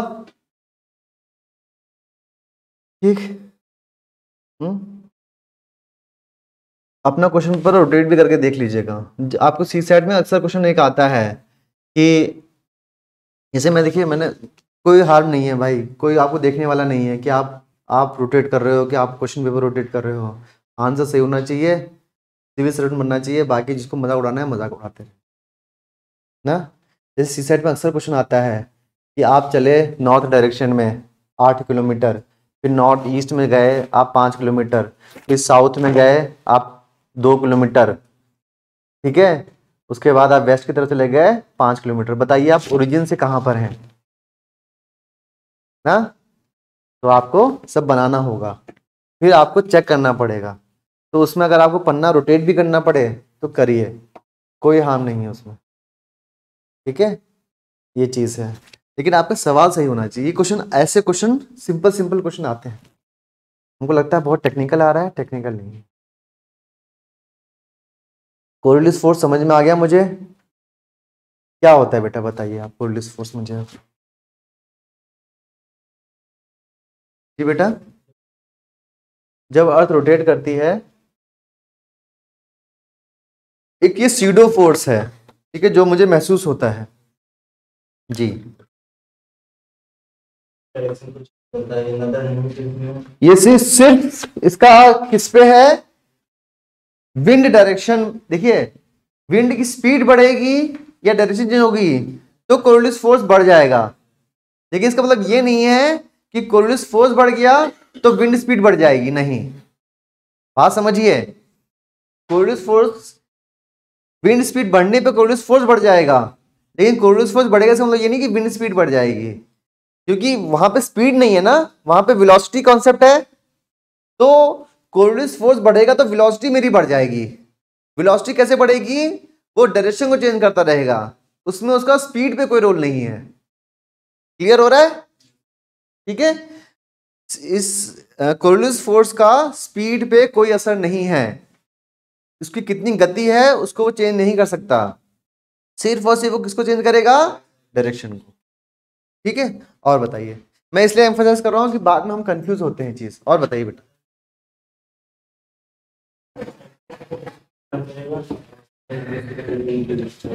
और कुछ, और कुछ भी था? हाँ अब बेटा आप बताइए। ठीक ठीक है, हम कुछ पॉइंट और ऐड करेंगे, आप फिर से बताइए। जी जी बेसिस मानते हैं कि कहाँ पे मतलब वो अर्थ का जो रोटेशन होता है उसके मतलब उसी के अकॉर्डिंग जो भी होता है उसको हमारे इसलिए इसका फॉर्मूला होता है जी 2v ओमेगा sin थीटा। जी और सर अगर हम बात जो नॉर्दर्न हेमिस्फीयर होता है तो जो उसमें विंड चलती है उसके हम राइट की मतलब अगर हम विंड देखें तो राइट के अकॉर्डिंग तो साउथ में वो लेफ्ट में होता है, विंड के लेफ्ट में टर्न करते विंड हैं। के ठीक है, और इसमें शुरू में ऐसे बताने के बाद आप पूरा फॉर्मूले को एक्सप्लेन कर दीजिए। आप बताइए। स्यूडो फोर्स है जी ये फोर्स एप्लीकेबल तब होता है जब रोटेशन जी ठीक है। इसमें क्या है कि इसका इक्वेटर पे फोर्स 0 रहता है अच्छा, और जैसे जैसे सर पोल की तो इक्वेटर पर जीरो क्यों रहता है? सर साइन थीटा थीटा की वैल्यू सर हाँ, थीटा ये हमको एक्सप्लेन करें। मैंने क्या बोला, फॉर्मूले को एक्सप्लेन करेंगे, आपका पूरा 100-150 वर्ड हो जाएंगे। सिर्फ 2v omega sine theta explain कर दीजिए आप लोग, आप लोगों का 100 वर्ड्स आराम से कंप्लीट होंगे, क्योंकि 100 वर्ड्स। ठीक है, पहले आप v को एक्सप्लेन करिए कि v के चेंज होने से क्या होगा, व्हाट इज v, v बढ़ेगा, v में क्या है, स्पीड है, डायरेक्शन है, तो उसका क्या असर पड़ रहा है। v अगर 0 है तो मेरा कोरियोलिस फोर्स क्या हो जाएगा, मतलब मेरी हवा रुकी हुई है तो कोई कोरियोलिस फोर्स नहीं लगेगा। जैसे जैसे मेरी स्पीड बढ़ती जा रही है कोरियोलिस फोर्स पे बढ़ता जाएगा। ठीक, उसके बाद हम थीटा पे आ जाएं। इक्वेटर पे साइन थीटा साइन 0 है, मतलब कोरियोलिस फोर्स इक्वेटर पर नहीं लगेगा। जैसे जैसे मैं इक्वेटर से पोल की तरफ जा रहा हूँ थीटा की वैल्यू बढ़ रही है, साइन थीटा की वैल्यू बढ़ रही है, तो इसका मतलब क्या है, जैसे जैसे मैं इक्वेटर पोल की तरफ जा रहा हूँ वैल्यू बढ़ने से मतलब क्या है, कोरियोलिस फोर्स बढ़ता जा रहा है। मैक्सिमम कहां पर है, मतलब मैक्सिमम डिफ्लेक्शन कहां पर लगेगा मुझे, पोल्स पे। ये देख लिया हम लोगों ने। फिर हम देखेंगे कोरियोलिस फोर्स का काम क्या है। वो स्पीड में उसका कोई असर नहीं है, सिर्फ किस पे असर है, डायरेक्शन चेंज करता है, डिफ्लेक्शन करता है। डिफ्लेक्ट करता कहां पर है, to its north in northern, to its right in northern hemisphere, to its left in southern hemisphere. ये इस तरीके से एक्सप्लेन करना है हम लोग। ठीक है, तो स्टेप वाइज रहेगा, हमारा आंसर ऑर्गेनाइज दिखेगा बेटर।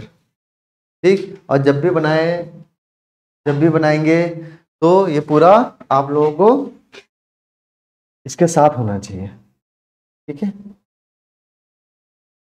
एक सेकेंड।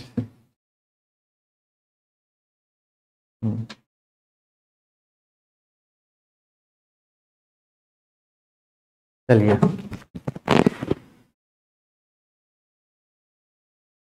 ऑल क्लियर, यहां तक क्लियर है। चलिए अब हम अपने ओरिजिनल टॉपिक पे आते हैं।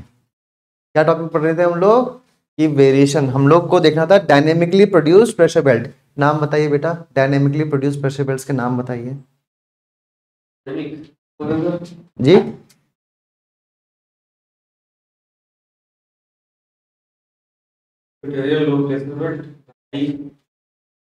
देखिए बेटा बताइए, what is dynamically produced pressure belt, गतिजन्य वायुदाब पेटी क्या है। देखिए विंड से बेटा ना, थर्मली प्रोड्यूस्ड प्रेशर बेल्ट या तापंजय वायुदाब पेटी टेम्परेचर से रिलेशन है उसका। ये चीज हम लोग लास्ट तक कंफ्यूज करेंगे, कोई बात नहीं, अभी हम लोगों को आधा घंटा ही पड़े हुआ है, लेकिन इसको याद करना है। याद से ज्यादा इंपॉर्टेंट क्या है, वो 2 ग्राफ मैंने बना के दिखाए, 2 ग्राफ है, उससे ऑटो सिंपल रिलेशन हम लोग को याद हो जाएगा। आप रटेंगे ना तो याद नहीं होगा। सिंपल लॉजिक है, उससे याद करें। इसके लिए मुझे क्या क्या पता होना चाहिए? सब प्रेशर बेल्ट की लोकेशन पता होनी चाहिए। एक बार आप लोग नेक्स्ट पीछे का पेज टर्न करिए और सारी प्रेशर बेल्ट्स बनाइए ग्लोब पर। बना सकते हैं? पूरे नाम ध्यान भी नहीं है, लेकिन तब भी रफ बना के दिखाइए मुझे। बेटा टर्न करो सब।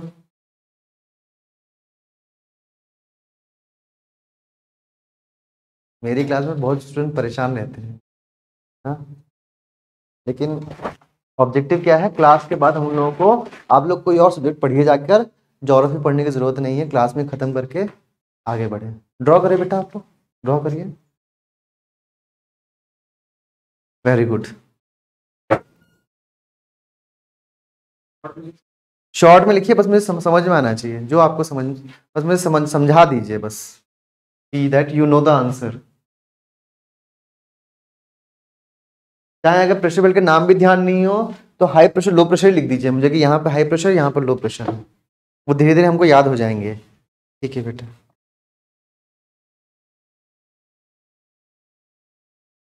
ठीक है।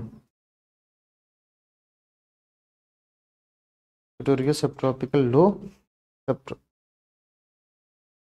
ये सब ट्रॉपिकल क्या लिखा है बेटा आपने?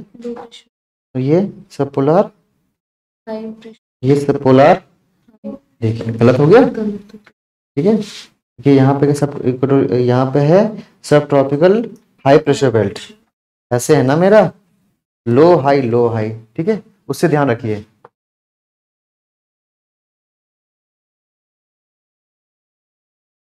ये लो है, ये हाई है, ये क्या है? लो है, ये हाई। ठीक है, दिखाइए। ठीक है, दिखाइए सब। ठीक है, गुड हो गया। ठीक है, दिखाइए।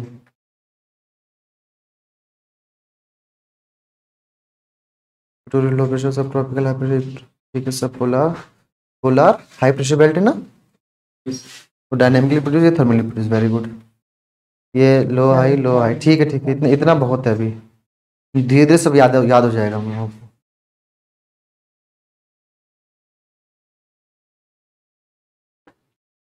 देख लिया आपका तो इतना? ठीक है, ठीक है। तो डायनेमिकली प्रोड्यूस प्रेशर बेल्ट का मतलब क्या है? गतिजन्य वायुदाब पेटी का मतलब क्या है बेटा? इनका ओरिजिन किससे रिलेटेड है? विंड से रिलेटेड है। थर्मली प्रोड्यूस प्रेशर बेल्ट का नाम बताइए आप। हाँ, तापंजय वायुदाब पेटियों के नाम बताइए जी।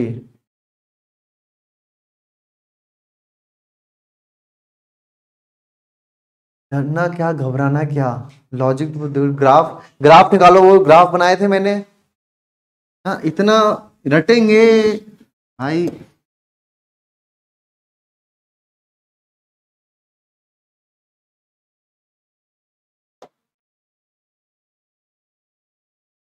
ये और ये और ये, यहां पे कौन से प्रेशर बेल्ट है?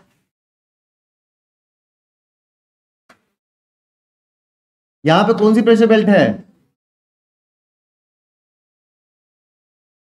इसका डायरेक्ट रिलेशन किससे है? टेम्परेचर से रिलेशन है। तो ये क्या हो गई मेरी? Thermally produced. और बाकी दो बीच की बची, उसका रिलेशन किससे है? विंड से रिलेशन है, तो उसको मैं क्या बोलता हूं? Dynamically produced. इन दोनों को मैं बोलूंगा तापंजय वायुदाब पेटी, और जो बीच की दो बची उनके नाम क्या है? बीच में जो दो हैं, हाँ, sub tropical high pressure belt and sub polar low pressure belt. Tropics पढ़ा था हम लोगों ने। जो ट्रॉपिक्स के आसपास होती है तो उसको क्या बोला हम लोगों ने? सब ट्रॉपिकल हाई प्रेशर बेल्ट। और नेक्स्ट क्या है? पोल्स के नीचे है सब पोलर लो प्रेशर बेल्ट। तो ये दोनों जो है, ये मेरी क्या है? डायनेमिकली प्रोड्यूस प्रेशर बेल्ट, गतिजन्य वायुदाब पेटी। याद करिएगा इसको, ये चीज ना समझे। ठीक है, मेरे ख्याल से अगर समझ में आ जाए तो हमको याद करने की जरूरत नहीं है, लेकिन तब भी इसको बार बार अपने दिमाग में उसको रिवाइज करते रहिए। क्यों हो रहा है? कौन सी प्रेशर बेल्ट्स हैं?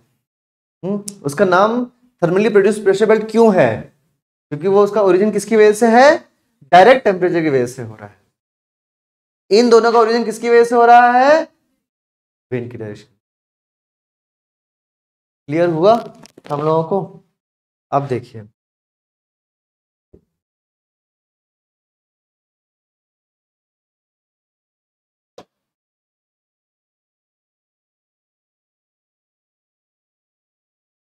इक्वेटर है, हाँ, इक्वेटर पर गर्मी बहुत, इंसुलेशन गिरता है, हाई इंसुलेशन है, सूर्यातप बहुत अधिक है, जिसकी वजह से पार्थिव विकिरण ज्यादा है, टेरेस्ट्रियल रेडिएशन ज्यादा है।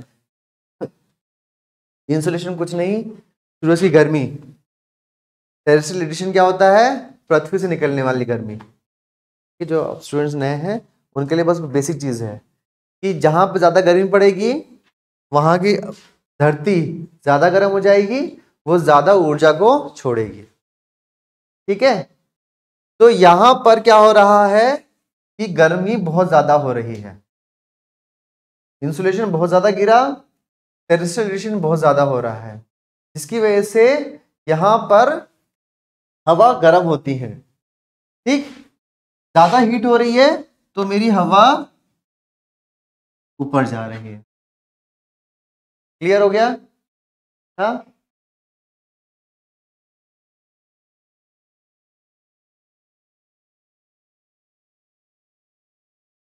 ये क्या है? ट्रोपोपॉज। क्या है ये? ट्रोपोपॉज। अभी हम लोग एक नजर देखेंगे, बाद में हम समझेंगे कि जब यहाँ पर हवा यहाँ से ऊपर जा रही है तो वो सब एडियाबैटिक वाला कॉन्सेप्ट पूरा लग जाएगा। पुराने स्टूडेंट्स को बता रहा हूँ, नए स्टूडेंट्स को लेके अभी वो कॉन्सेप्ट नहीं समझेंगे हम। आप जो वीडियोस देख के आएंगे तब हम उस कॉन्सेप्ट को दोबारा रिलेट करेंगे। अभी मैं एक कॉन्सेप्ट लेके चल रहा हूँ, हाई प्रेशर लो प्रेशर कैसे हो रहा है। ठीक है, यहां से हवा ऊपर उठी, ऊपर ट्रोपोपॉज है। ये क्या है? मेरा ट्रोपोस्फियर है। क्षोभ मंडल की बात हो रही है, हवा ऊपर उठी, ट्रोपोपॉज पे जाके टकरा गई। अब ट्रोपोपॉज के बाद हवा ऊपर तो जा नहीं सकती, हवा इसको तो क्रॉस नहीं कर सकती, छत है ये, इसको छत मान लीजिए। हवा यहां से गई ऊपर, छत पे लगी जाकर, तो हवा बताइए नीचे आ सकती है क्या? इसी में, इतने उसमें बताइए, घूम के तो कहीं से भी आएगी। मैं बता रहा हूं यहां पर, यहां से हवा नीचे से ऊपर जा रही है, तो ऊपर जा नहीं सकती क्योंकि ऊपर छत आ गई, अब ट्रोपोपॉज आ गया। नीचे जा नहीं सकती क्योंकि नीचे से तो हवा आ रही है ना, तो हवा कहां जा सकती है? या तो यहां मूव करेगी या तो यहां मूव करेगी। सॉरी सर,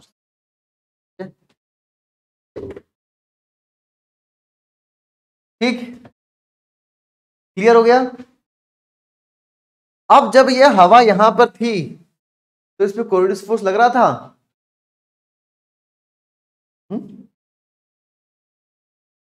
क्यों लग रहा है? इक्वेटर पे हवा है, इक्वेटर पे हवा, कोरियोलिस फोर्स लगता है। सब्जी याद तो रखिए, मूव कर रही है हवा, लेकिन साइन थीटा तो 0 चल रहा है मेरा, इक्वेटर पे 0 है, यहां कोरियोलिस फोर्स लग रहा है?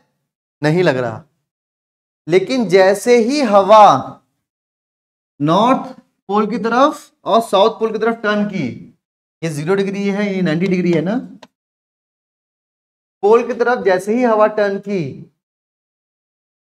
ठीक, इक्वेटर को छोड़ा उसने, उसके लैटिट्यूड बढ़ना शुरू हो गए, डिग्री बढ़ना शुरू हो गई, साइन थीटा बढ़ना शुरू हो गया। मतलब क्या है? कोरियोलिस फोर्स बढ़ना शुरू हो गया। लॉजिक समझे आप? अब जैसे जैसे कोरियोलिस फोर्स बढ़ रहा है उस पर धक्का लगना शुरू हो जाएगा,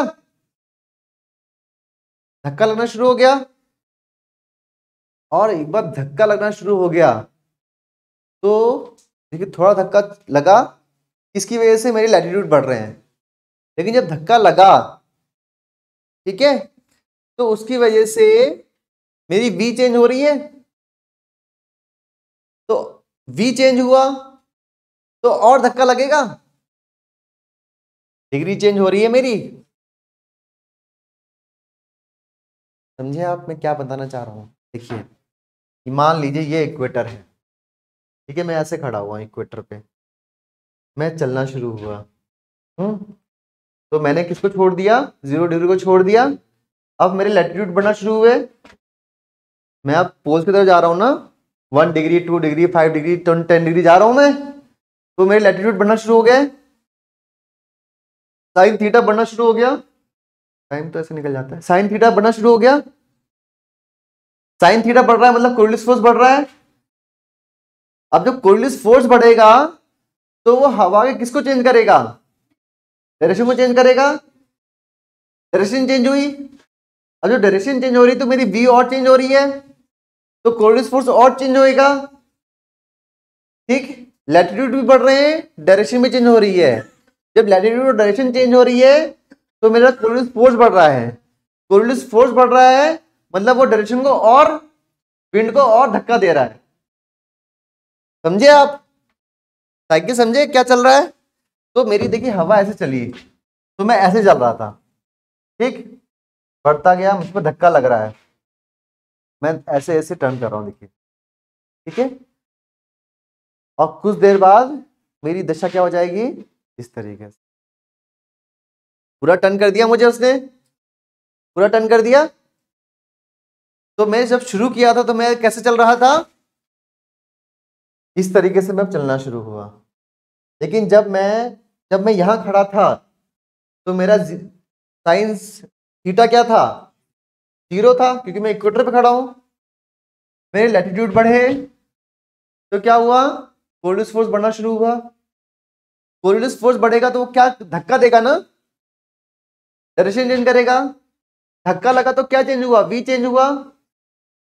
जब वी चेंज हुआ तो कोरियोलिस फोर्स और चेंज हुआ, तो वो और धक्का मारेगा। ऐसे था, बढ़ता गया, धक्का लगता गया, और मेरी हवा ऐसे हो गई आगे जाके। बात समझ में आई, क्लियर हुआ।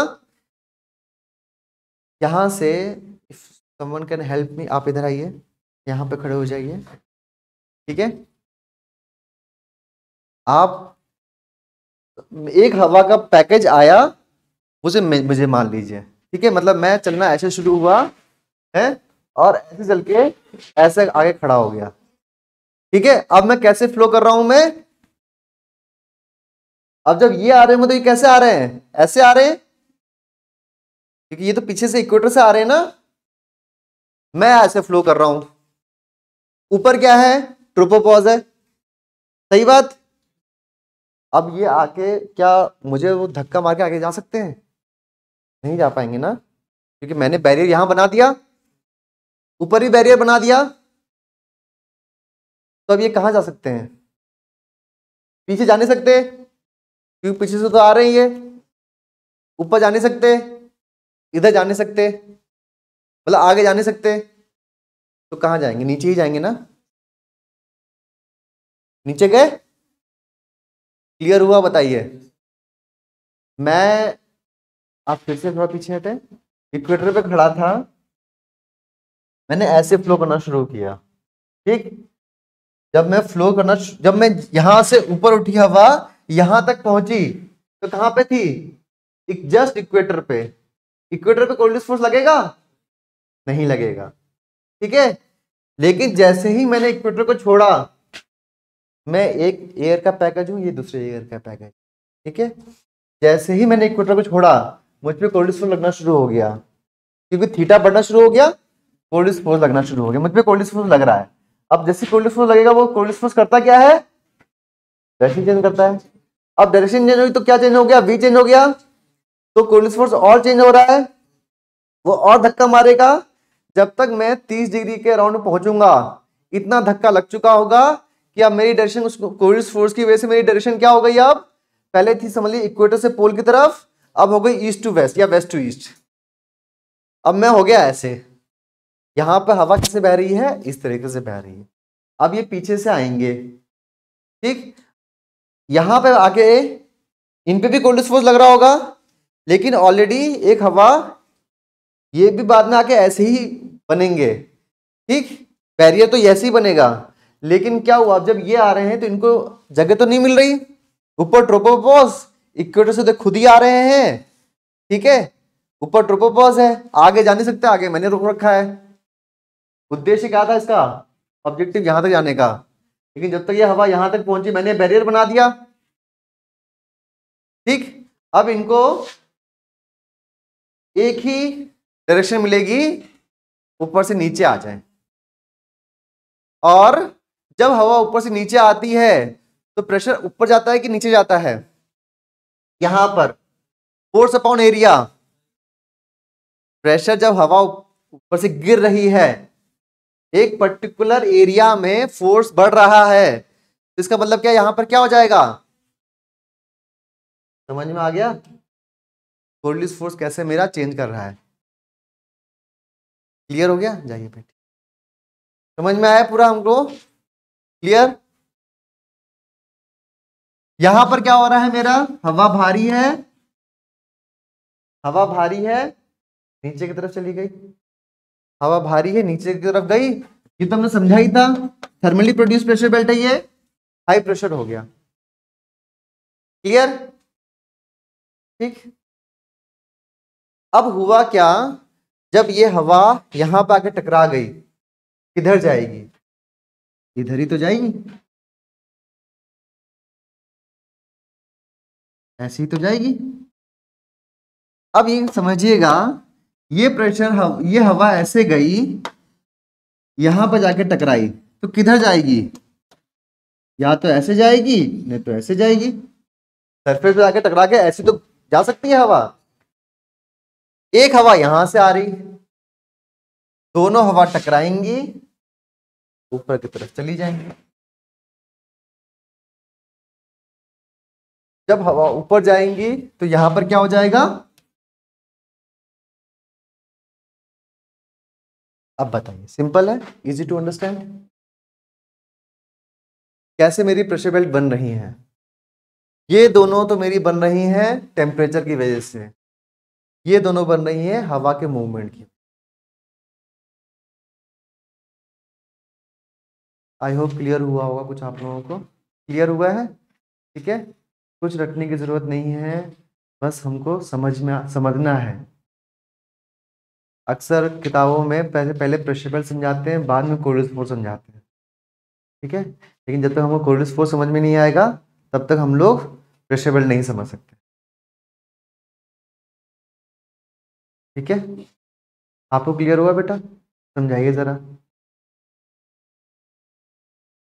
सारी प्रेशर बेल्ट समझाइए मुझे, सारी, हाँ पहले सारी प्रेशर बेल्ट्स के नाम बताइए मुझे।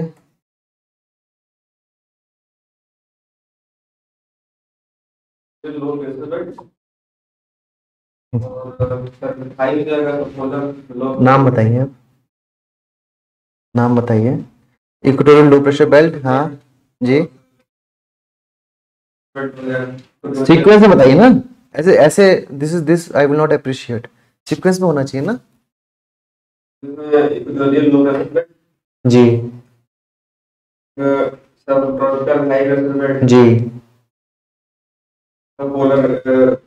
ठीक है, सब पोलर, ठीक है, देन ठीक है। अब समझाइए सारी प्रेशर बेल्ट कैसे बन रही हैं।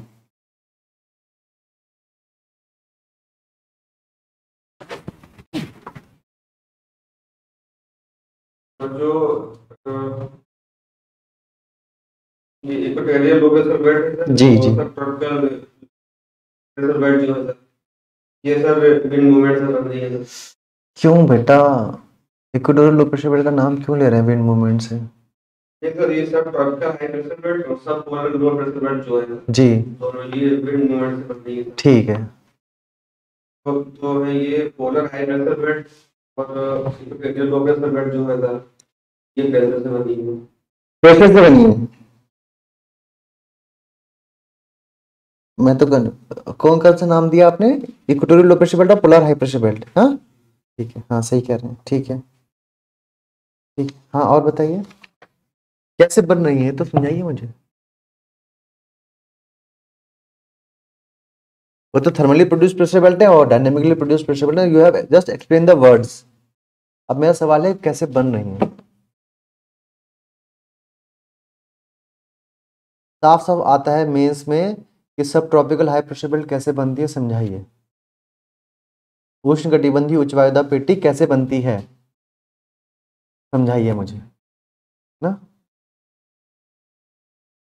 आप बेटा बताइए, आप बताइए, आप सारी प्रेशर बेल्ट समझाइए मुझे जी। Very good. लो प्रेशर होता है, यहाँ पे साइन की वैल्यू 0 होती है। जी जी जी और जो 90 की होता है, इसकी वैल्यू 1 होती है और यहाँ पे हाई प्रेशर होता है। जी तो क्या होता है कि लो प्रेशर, यहाँ पे लो प्रेशर होता है, धीरे-धीरे तो 90 पे हाई प्रेशर होता है, तो गर्म हवा जो है ऊपर उठती है, वार्म एयर ऊपर उठती है और टर्न करती है, क्योंकि ऊपर ट्रोपोस्फियर जाने की जगह नहीं होती, तो वो टर्न करती है। जब वो टर्न करती है तो थोड़ी सी दूरी पे जाके हाई प्रेशर पे वो सबसाइड होती है। जब वो हाई प्रेशर पे सबसाइड होती है, हाई प्रेशर फिर से बताइएगा, हाई प्रेशर सबसाइड करती है क्यों? क्योंकि आगे बैरियर होता है ना, हाँ, इसलिए वो नीचे सबसाइड। बैरियर कैसे बनता है फिर से बताइएगा, बैरियर कैसे बन रहा है? बैरियर बैरियर टेम्परेचर की वजह से बन रहा है? नहीं बेटा, फिर से बताइए मुझे, फिर से एक्सप्लेन करिए। वार्म एयर ऊपर उठती है, ठीक है, इक्वेटर पे होता है, ट्रोपोस्फियर होता है, ट्रोपोपॉज होता है। हाँ हाँ, आती है। जब वो किधर टर्न करती है? लेफ्ट या राइट, नॉट लेफ्ट या राइट, टुवर्ड्स पोल। ठीक है, टुवर्ड्स पोल टर्न करती है। ठीक है, बैरियर की ठीक, मुझे पता है। हाँ बताइए।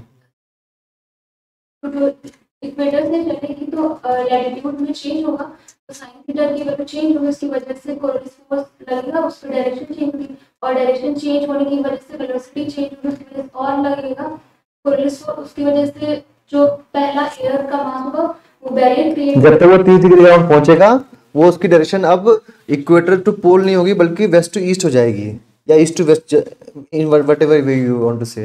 मतलब वो वेस्ट टू ईस्ट बनने लगी, तो वो बैरियर बन गया। तो पीछे की हवा जब आएगी तो बैरियर को क्रॉस नहीं कर सकती, ट्रोपोपॉज को क्रॉस नहीं कर सकती, पीछे जा नहीं सकती। उसके बाद एक ही ऑप्शन बचेगा, नीचे जाने, तो वो सबसाइड कर जाएगी, वो नीचे की तरफ चली जाएगी। तो जब हवा नीचे की तरफ जाती है तो वो हाई प्रेशर बना देती है। इस तरीके से हमें समझाना है, एग्जामिनर को एकदम आप समझिए बच्चे की तरह समझाना है। ठीक है, ये मत समझिएगा कि एग्जामिनर को कुछ पता है। हम लोग अक्सर गलतियां कर देते हैं कि वो तो भाई इसको सब पता है। नहीं, आप जब तक तो उसको एक बेसिक चीज स्टेप बाय स्टेप नहीं समझाएंगे, नंबर नहीं देगा। ठीक है, जब यहाँ पे सबसाइड कर गई, उसके बाद यहाँ से हवा या तो इक्वेटर की तरफ चली जाएगी या तो पोल की तरफ चली जाएगी। फिर पोल्स देखिए, पोल्स में हवा कैसी होती? ठंडी, ठंडी हवा भारी होती, नीचे की तरफ गई, हाई प्रेशर बनाया। यहाँ पर हवा टकराई, किधर जाएगी? इक्वेटर की तरफ। एक हवा इक्वेटर से पोल की तरफ जा रही है, एक हवा पोल की तरफ, पोल से इक्वेटर की तरफ जा रही है। तो दोनों हवा टकराएंगी, टकरा के नीचे जा नहीं सकती, दोनों हवा पीछे जा नहीं सकती, दोनों हवा कहाँ जाएंगी? ऊपर। और जब हवा नीचे से ऊपर जाती है तो नीचे क्या बन जाता है? तो प्रेशर बन जाता है। ऐसे समझाना है बेटा।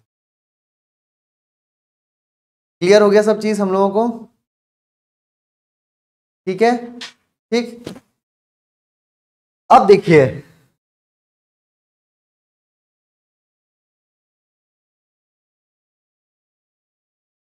अभी तक कोई डाउट हो बताइए, क्योंकि इसके बाद फिर ना, क्योंकि आगे ये चीज सब लोगों को याद होनी चाहिए, समझ में पूरी आनी चाहिए। इक्वेटोरियल लो प्रेशर बेल्ट कैसे बन रही है जी? क्यों हो रही है वहां पे वार्म विंड? जैसे जैसे हम इक्वेटर से गए, इक्वेटर की बात हो रही है इक्वेटर से जैसे सर पोल्स की तरफ बढ़ते हैं जी, तो सर हमारा स्पीड चेंज हो रही है, या ये कह सकते हैं कि इक्वेटोरियल लो प्रेशर बेल्ट का origin, equatorial low pressure belt कैसे बन रही है? तो इक्वेटर से ही मतलब सर विंड होगी ना ऊपर की तरफ। देखिए, इक्वेटोरियल लो प्रेशर बेल्ट का रिलेशन वो क्या है? थर्मली प्रोड्यूस प्रेशर बेल्ट है? मैंने आपको बताया था वहां पे इंसुलेशन ज्यादा हो रहा है, इंसुलेशन ज्यादा हो रहा है तो टेरेस्ट्रियल रेडिएशन ज्यादा हो रहा है, टेरेस्ट्रियल रेडिएशन ज्यादा है जिसकी वजह से हवा गर्म होकर ऊपर की तरफ जा रही है। जब हवा नीचे से ऊपर जाती है तो नीचे क्या बन जाएगा, कितना बोलना है मुझे, फोर्स को लेके ही नहीं आना है। ठीक है, पहली बार हम लोगों ने समझा है, धीरे धीरे करके आप लोग घर पे जाके फिर इसको दोबारा इस पे, वो कहते हैं ना मनन करना, दोबारा इस पे सोचेंगे तब आपको क्लियर होगा। This is very understandable. पहली बार हम लोग को आधा घंटा ही हुए पढ़े हुए तो चीज़ें जम्बल अप होंगी। जी, बैरियर फिर से बताऊंगा, मैं बता देता हूँ मैं, ठीक है। अब देखिए फिर से हम लोग देखते हैं।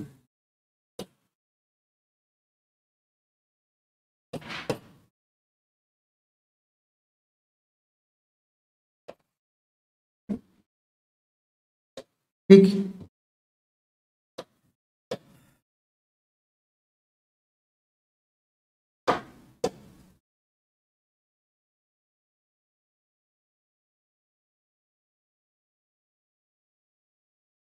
जो बैरियर बनता है वो 3D में हम समझ पाते हैं, 2D में नहीं समझ पाएंगे। बनाते हैं हम 2D में, इसलिए मैं उनको लेके आया था ताकि हम 3D में, उसको 3D चीज़ है, हम बोर्ड हमारा 2D है तो 2D में हम समझ नहीं सकते वो चीज़।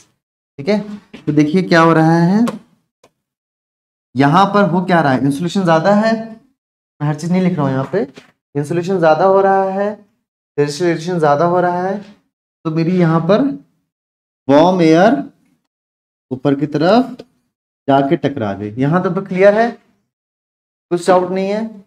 अब जब ये हवा यहाँ पर टकरा गई तो इसके पास दो ही रास्ते हैं, either it can go towards north pole or it can go towards south. ठीक है, क्लियर हो गया। अब जब ये इक्वेटर पे है हवा तो इस पे कोलिस फोर्स क्या लगता, 0। जैसे ही हवा ने इक्वेटर को छोड़ा उस पे कोलिस फोर्स बढ़ना शुरू हो गया। क्यों बढ़ना शुरू हो गया, साइन थीटा बढ़ रहा है, मेरा लैटिट्यूड बढ़ रहा है, थीटा बढ़ रहा है। ठीक है, थीटा बढ़ रहा है, मेरे डिग्री बढ़ रहे हैं ना, तो थीटा बढ़ रहा है, इसकी वजह से कोलिस फोर्स मेरा बढ़ रहा है। डिग्री बढ़ रहे हैं, थीटा बढ़ रहा है, साइन थीटा बढ़ रहा है, जिसकी वजह से कोलिस फोर्स बढ़ रहा है। ठीक है, तो जब कोलिस फोर्स बढ़ रहा है तो कोलिस फोर्स का काम क्या होता है, धक्का देना, डायरेक्शन चेंज करना। तो उसने धक्का दे दिया, जब धक्का दिया तो क्या हो रहा है, v चेंज हो रहा है मेरा, v is equal speed plus direction ना, तो जब डायरेक्शन चेंज हो रहा था मेरा v चेंज हो रहा है। तो जब v चेंज होगा तो उस पे कोलिस फोर्स बढ़ेगा कि कम होगा, बढ़ेगा। तो जितना धक्का लगेगा उतना कोलिस फोर्स बढ़ेगा, और जितना कोलिस फोर्स बढ़ेगा उतना धक्का और बढ़ेगा। तो इतना धक्का लग जाता है जब तक मेरी हवा 30 डिग्री के अराउंड पहुंचती है कि मेरी अब हवा, पहले हवा कैसे जा रही थी, इक्वेटर से पोल, अब हवा कैसे आने लगती है, वेस्ट टू ईस्ट, क्योंकि इस पे इतना धक्का लग चुका है कोलिस फोर्स की वजह से। तो यहाँ पे आके बैरियर बन जाता है। क्या बन जाता है, बैरियर। जब बैरियर बन जाता है तो हवा नीचे की तरफ चली जाती है। ठीक, उसके बाद यहां पे आगे छोड़ देता कि हम लोग को आगे देखते हैं। फिर एक जो यहां पर कोल्ड विंड है, टेम्परेचर मेरा कम है, तो हवा कैसी होगी, भारी, भारी हवा नीचे की तरफ जाती है, हल्की हवा ऊपर की तरफ जाती है। तो यहां पे हो गया मेरा लो प्रेशर, यहां पे हो गया मेरा हाई प्रेशर, यहां पे हो गया मेरा हाई प्रेशर। ये तो समझ चुके हैं हम लोग। अब जब यहाँ पे हवा नीचे से, ऊपर से नीचे टकराई तो किधर आई, इक्वेटर की तरफ आ रही है।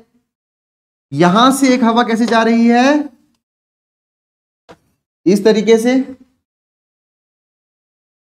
किसी को डाउट हो तो समझिएगा, ऐसे हवा टकराई दो भाग में फिसल गई, यहां से भी हवा टकराई, कुछ उधर गई, लेकिन वो तो पोल्स का दूसरा हिस्सा हो गया ना, वो भी तो मेरा नॉर्दर्न हेमिस्फीयर ही हो गया उधर भी। तो हवा यहां से टकराई और इधर आई, एक हवा ऐसे आई, दोनों हवा टकरा कर कैसे गई, ऊपर की तरफ, तो यहाँ पे हो गया लो प्रेशर। क्लियर हो गया? ठीक है, ध्यान करिएगा, ये सारी हवाई तो है, ये सारी हवा तो है। ठीक है, नेक्स्ट क्लास में हम लोग को इन हवाओं को पढ़ना है। ये हवा क्या है मेरी? Trade wind. क्या है मेरी? Trade wind. ट्रेड विंड कहां से कहां बहती है? बहुत बढ़िया, सब ट्रॉपिकल हाई प्रेशर बेल्ट से। ठीक है, ये जो हवा है इसमें कहता हूं वेस्टर्लीज, इसको हम हिंदी में कहते हैं व्यापारिक पवन, इसको हम कहते हैं पछुआ पवन, इसको हम कहते हैं पोलार ईस्टर्लीज।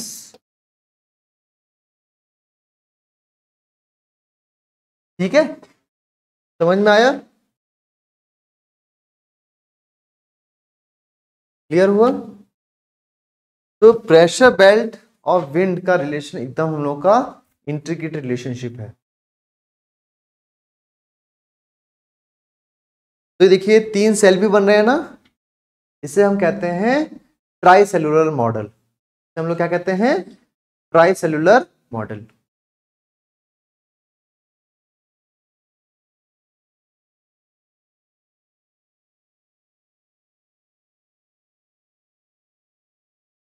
क्लियर? बाकी सारी कुछ टेक्निकल चीजें हैं कि कहाँ पे पाया जाता है प्रेशर बेल्ट, कहाँ से कहाँ तक है, इसको क्या कहते हैं, निक नेम क्या है, वो लिखवाते समय मैं लिखवा दूंगा, उसका समझने से कोई रिलेशन नहीं, उसको याद करने से रिलेशन है। कि हम लोग इक्वेटोरियल लो प्रेशर बेल्ट को हम लोग डोलड्रम कहते हैं, सब ट्रॉपिकल हाई प्रेशर बेल्ट को हम लोग हॉर्स एटीट्यूड कहते हैं, अक्षांश कहते हैं। क्यों कहते हैं वो हम लिखवाते समय वो चीज़ समझ लेंगे, उसका इससे कोई रिलेशन नहीं है, अननेसेसरी वो डिस्ट्रैक्शंस है हम लोग। टाइम हो गया है यहाँ तक, आज बताइए कोई क्लियर है? कल हम लोग समझेंगे कि ये जो प्रेशर बेल्ट्स हैं ये स्टेशनरी नहीं है, जैसे जैसे सन मूव करेगा मेरी प्रेशर बेल्ट भी मूव करेंगे। हमने देखा था सन साल भर में कैसे मूव करता है, तो हमने वो डायग्राम देखा था सोल्स्टिस और इक्विनॉक्स। ठीक है बेटा, व्हाट इज आयनांत क्या है बताइए? आयनांत क्या है?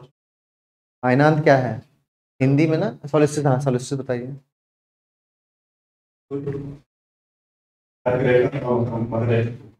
हाँ तो उसको हम कहते हैं सोल्स्टिस कहते हैं, आयनांत कहते हैं। इक्विनॉक्स क्या है? जब मेरा सन इक्वेटर के ऊपर रहता है। डेट्स क्या है इक्विनॉक्स की? 21 सितंबर और 21 मार्च और 23 सितंबर इक्विनॉक्स की है। सोल्स्टिस क्या है? 21 जून और 22 दिसंबर। ठीक है, वो चीज है। तो जैसे जैसे मेरा सन आगे की तरफ जाएगा, सन मेरा, ठीक है, क्योंकि हाई लो प्रेशर इक्वेटर पे नहीं है, क्योंकि मेरा सबसे ज्यादा गर्मी यहां पड़ रही है इसलिए मेरा यहां पर है। तो मेरा सन नॉर्थ की तरफ चला जाएगा तो मेरा लो प्रेशर और सारी के सारी प्रेशर बेल्ट नॉर्थ की तरफ शिफ्ट हो जाएंगी। अगर मेरा सन साउथ की तरफ गया तो सारी के सारी प्रेशर बेल्ट साउथ की तरफ टर्न हो जाएंगी। ठीक है, ये हम इसलिए पढ़ेंगे क्योंकि काफी सारे मौसम, हमारा इंडियन मानसून, मेडिटेरियन सी का मानसून, वो सब शिफ्टिंग ऑफ प्रेशर बेल्ट से रिलेटेड है। तो कल हम शुरुआत करेंगे किससे? अभी हम लोग को समझना ही है पूरा। शुरुआत करेंगे हम शिफ्टिंग ऑफ प्रेशर बेल्ट से। ठीक है, अब जब प्रेशर बेल्ट शिफ्ट करेंगे तो विंड भी शिफ्ट कर जाएंगे ना। जब ये प्रेशर बेल्ट अगर यहाँ पे है, अगर यही प्रेशर बेल्ट समझ लीजिए ऐसे हो जाए तो मेरी विंड की स्थिति चेंज हो गई। पहले मेरी विंड यहां से यहां बह रही थी, अब यहां से यहां बह रही है। बात समझ में आ रही है? तो हम कल शुरू किससे करेंगे? शिफ्टिंग ऑफ प्रेशर बेल्ट से, फिर हम हवाओं को समझेंगे और बाकी कॉन्सेप्ट समझने की कोशिश करें। ठीक है, एनसीईआरटी में आप लोग विंड्स का चैप्टर पढ़ के आएंगे। कल मुझे मार्क दिखना चाहिए कि आप लोग पढ़ के आए हुए हैं। ठीक है, चलिए ओके, थैंक यू।